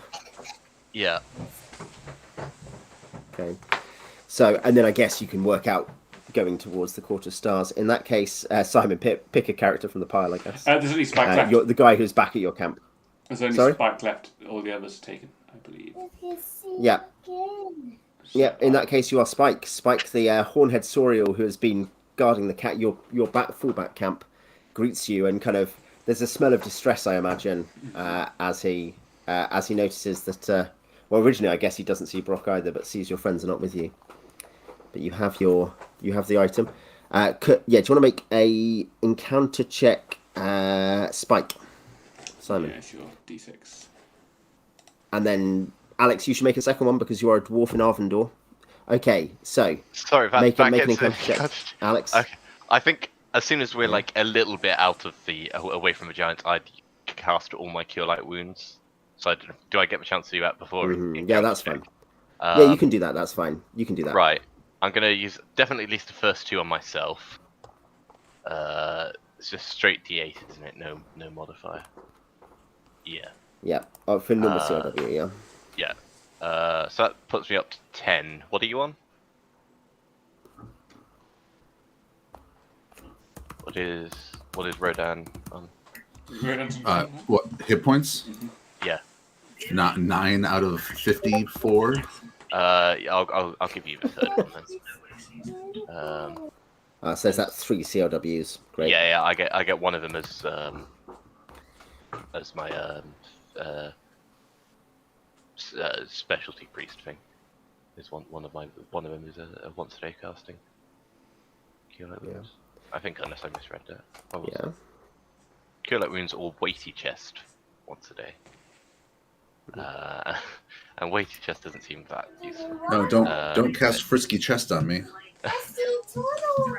I'll make your rib cage run away.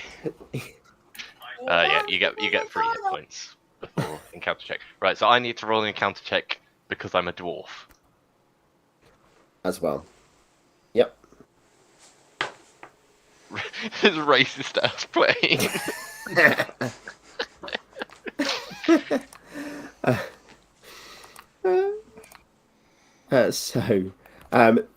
Well, I mean, look on the bright side of life. The initial the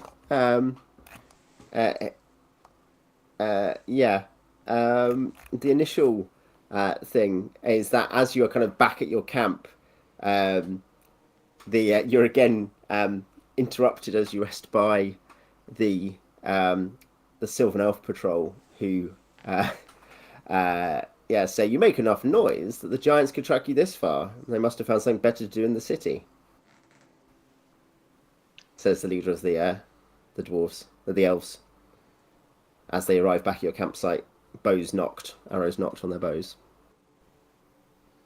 Well, we got what we came for.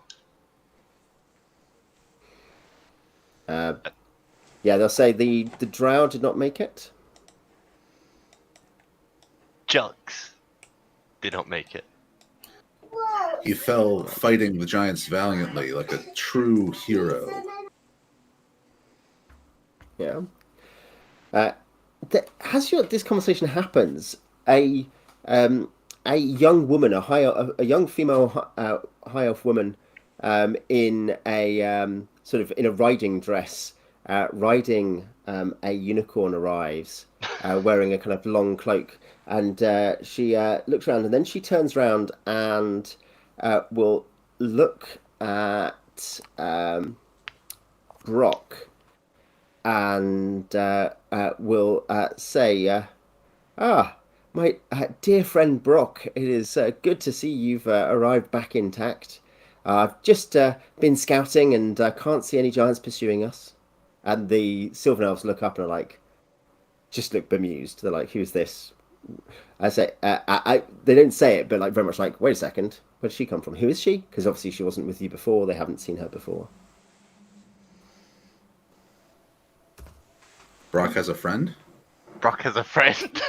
I think this is Brock's also thinking this, but this is not what Brock says. Brock does not recognise her. Yeah. Brock, did you cast Frisky Chest after all? A dwarf never tells what he has in his chest. Brock says with a wink. Yes, thank you, my dear. Glad to know Juck's heroic sacrifice was not in vain. Brock will say casually as in everything, as if he knows exactly who this is and expects her to be here. Yeah. No, that's fine.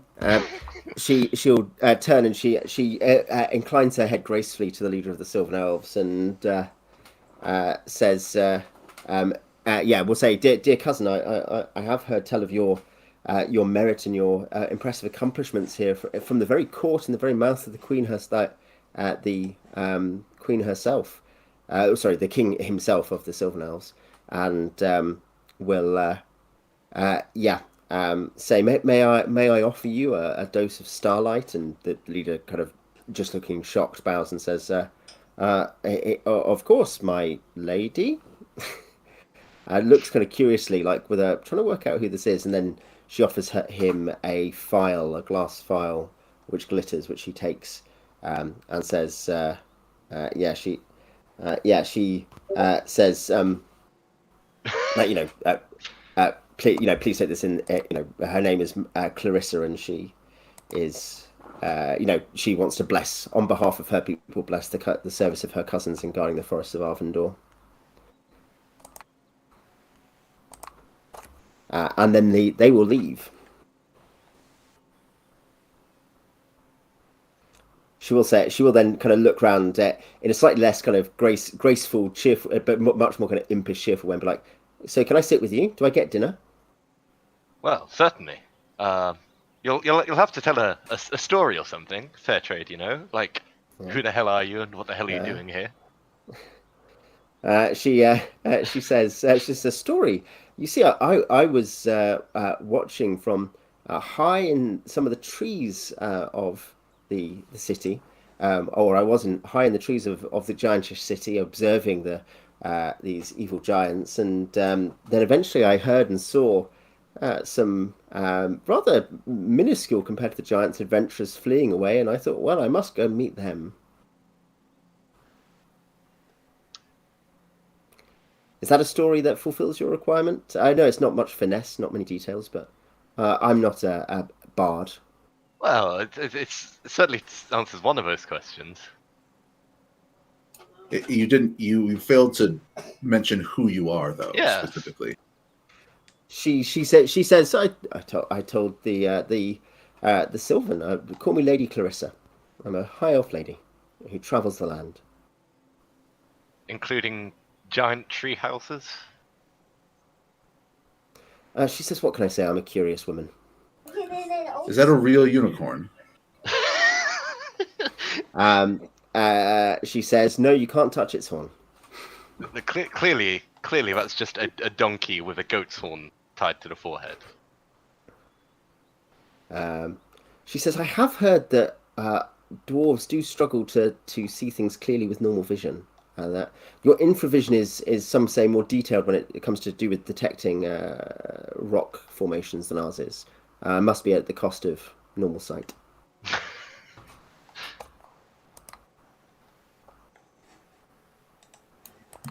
Do you know the way to the court of the elves? To the court, she says there are many courts. There's the High King of the Sylvans. There's the Queen of the High Elves. What do you seek at the courts of the elves? We're just dropping something off. She will kind of look curious and be like, I mean, presumably to a specific place. I mean, simply saying the courts of the elven royalty is not a very detailed direct set of directions. There are many. It's been a busy few days, lots of head injuries, you know how it is. Yeah. Plural head injuries. Yeah. Yeah. Lots of head injuries, not many heads. Yeah. Yeah. Yeah, there are grey elves, high elves, sylvan elves, sea elves, and she'll say, and indeed, more reclusively, the Grugak, the wild elves. So all hold court here with their great high kings or queens. Well, we're looking for a specific elf. Go ahead, Brock. Tell her who we're looking for. You remember? Why are you even asking her? We got the map. And Brock will pull out the map. The map that's always up to date. She'll say, yes. Yeah, she'll say Malari's always up-to-date map of Arbarea, a famous item that I think had been suspected to be here from some planar adventurers had once spotted, but they had to flee other beasts, not giants, at that time. Well, A mighty find. yep. Mm-hmm. So what do you seek to look at it on? You know, what are you seeking? She'll say, gesturing to it. I guess you actually haven't looked at it, have you? No. It is like the map It's like the map we have. Yeah. But it's also, think Marauder's map slightly. By that I don't mean there's like every person in our area is moving, but you do have like some sense of mobility. You get there are points for where it looks like you can see a couple of what look like avatars, as in marked avatars of powers active in the realm, but not all of the powers have an avatar active, and you have the Eladrin court. You will see slowly moving, very slowly because of the scale. The court of stars is marked out. Beyond that, you will have a variety of things. You will see, for instance, where the current courts of the various elven kings and queens are marked out, though again, no, nothing more than that.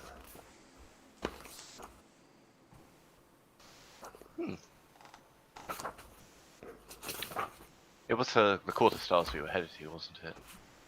Yeah. She'll say, the Eladrin. I know they have pointy ears, but we're not all the same, you know. She'll smile kind of charmingly at Brock. I'll take 1 court of stars, please. To go.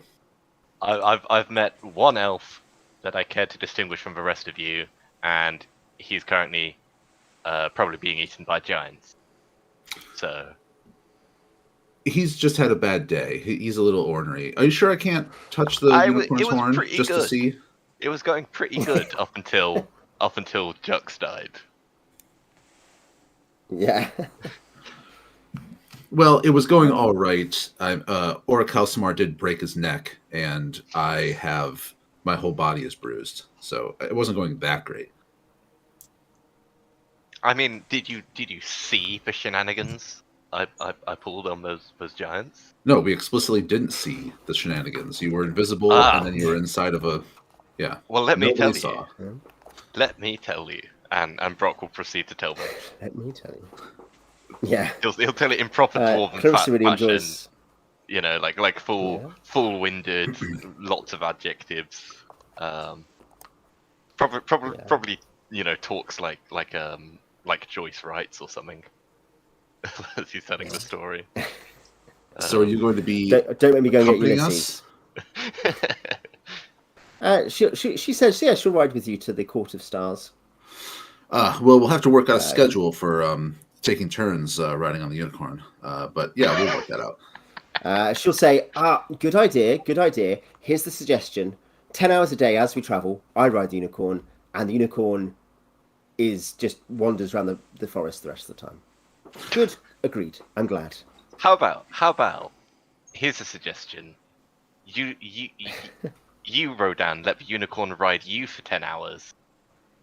And then the unicorn can negotiate you letting it ride it. I think there are some places in Brightwater that actually provide that service, but we should just...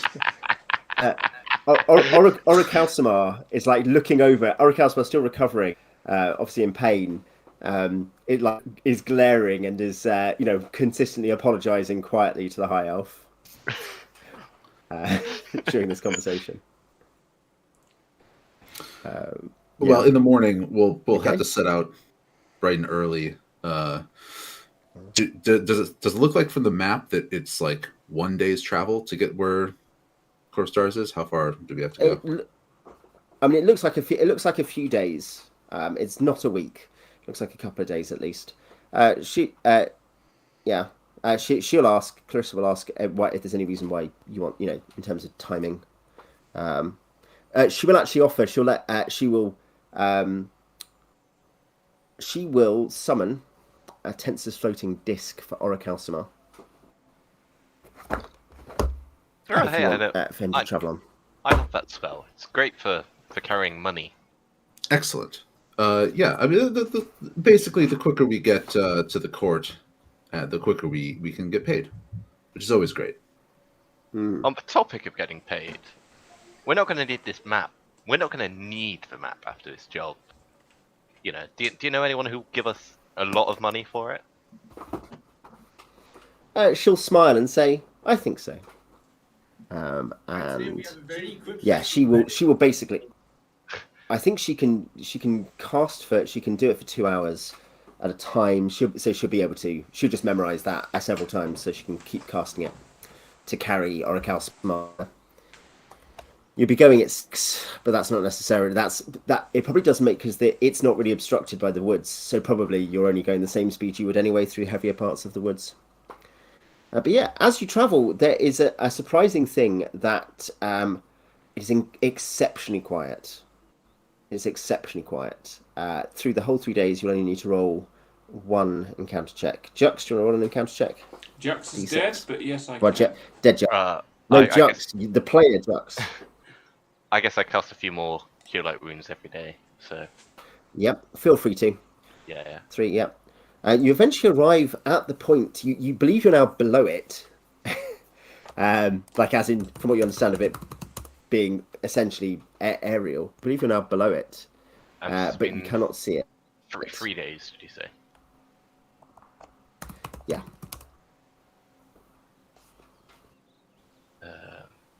And she'll just take his Oracle Kamara along the whole way. You can have this next set. 11 for you, and then how much do I need? Yeah. I still need 14, so I'll probably do 1 for me and 2 for you. There is, the Court of Stars appears by night, and it, in fact, I should say, it's that you believe you're on the spot of it, you're not underneath it, but it only appears by night, and sometimes requires, you almost need permission to see it and get into it, which is what the Tulani Jacinth should give you, but, it will be, you'll just appear next to it, basically, you'd think. It's a demi-plane, so. Yeah.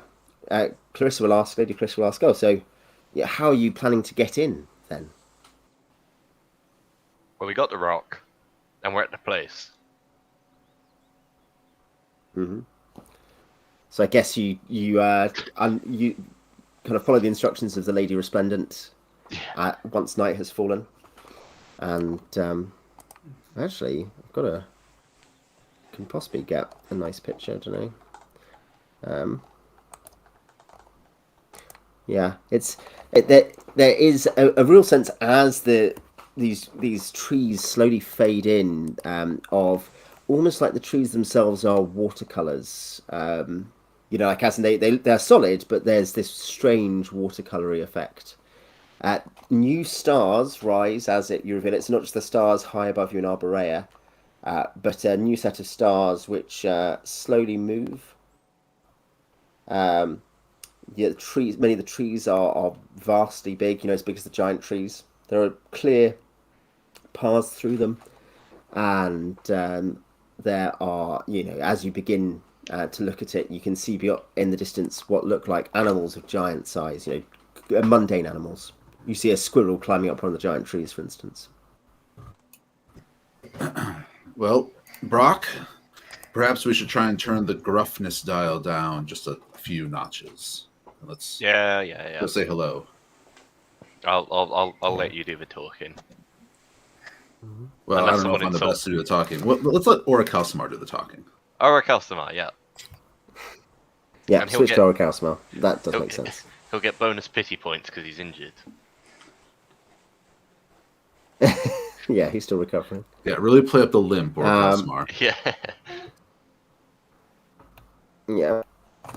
So you travel for what seems like an enormously long amount of time. I guess you might rest inside. I don't know, based on your own need. But as you travel, a great deal of time seems to pass, but you don't tire. You travel a great distance through the starlit trees until you see a mountain-sized hill covered in snow, taller than the clouds. There is you can see glinting at the top under in the starlight, this very bright starlight. You realise the stars as you look and as you begin to ascend the sides of the hill they're close. They're not beyond you in a crystal sphere. They are local to you. You see a city with walls of glowing crystal. You know, they're luminous in their own right, and there are countless lights within, glittering from beyond. As you head up, you see you're increasingly passed by Eladrin, who smile at you and greet you as you come up, and you are allowed on your way. Many of them pay particular deference to Clarissa. Eventually, you are brought as your guests, and you've been permitted in by the Talani Jacinth. You are brought directly to the court of the Queen Morwell, and introduced, with Lady Clarissa, and she looks across you and bids you greeting, and what errand you come on. Given one of her own kinswomen has given you access, what duty do you come here upon? She asks. Package delivery. We're here to deliver an interesting tome. Made out of solid gold. Solid metaphorical gold.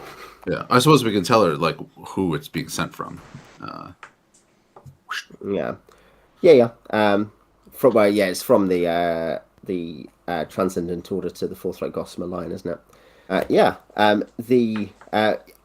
nobleman steps forward, a noble Eladrin, who looks they look lots like elves, but with that slightly soap bubble effect when they are in their solid form, as it were. And he greets you. He wears a long cloak which seems to be made of a single leaf, and he has a headdress which seemed like a hood, which seems to be a white lion fur.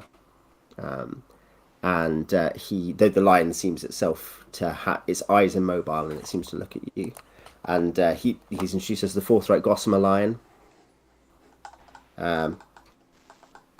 And he will take it from you and look and say, the Transcendent Order have fulfilled this, as you say, package delivery. How useful of them. They can be sure of my assistance in their upcoming endeavours. And he'll look around you, and he'll probably ask, any of you? And he from the sphere they call Toril, or realm space.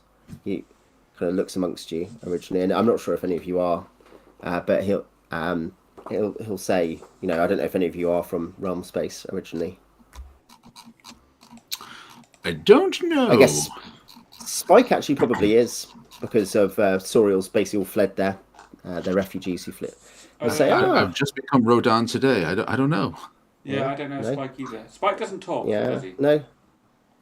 So, Spike makes smells. He has a very high-pitched voice that no one else can hear. Well, Spike will come from Taurus. He says, I have an agent of my own, a very junior agent, but just dabbling in the shallow end of matters there.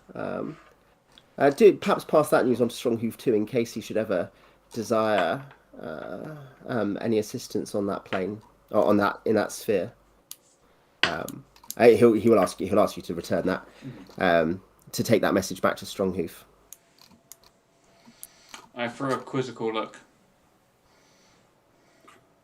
Yeah.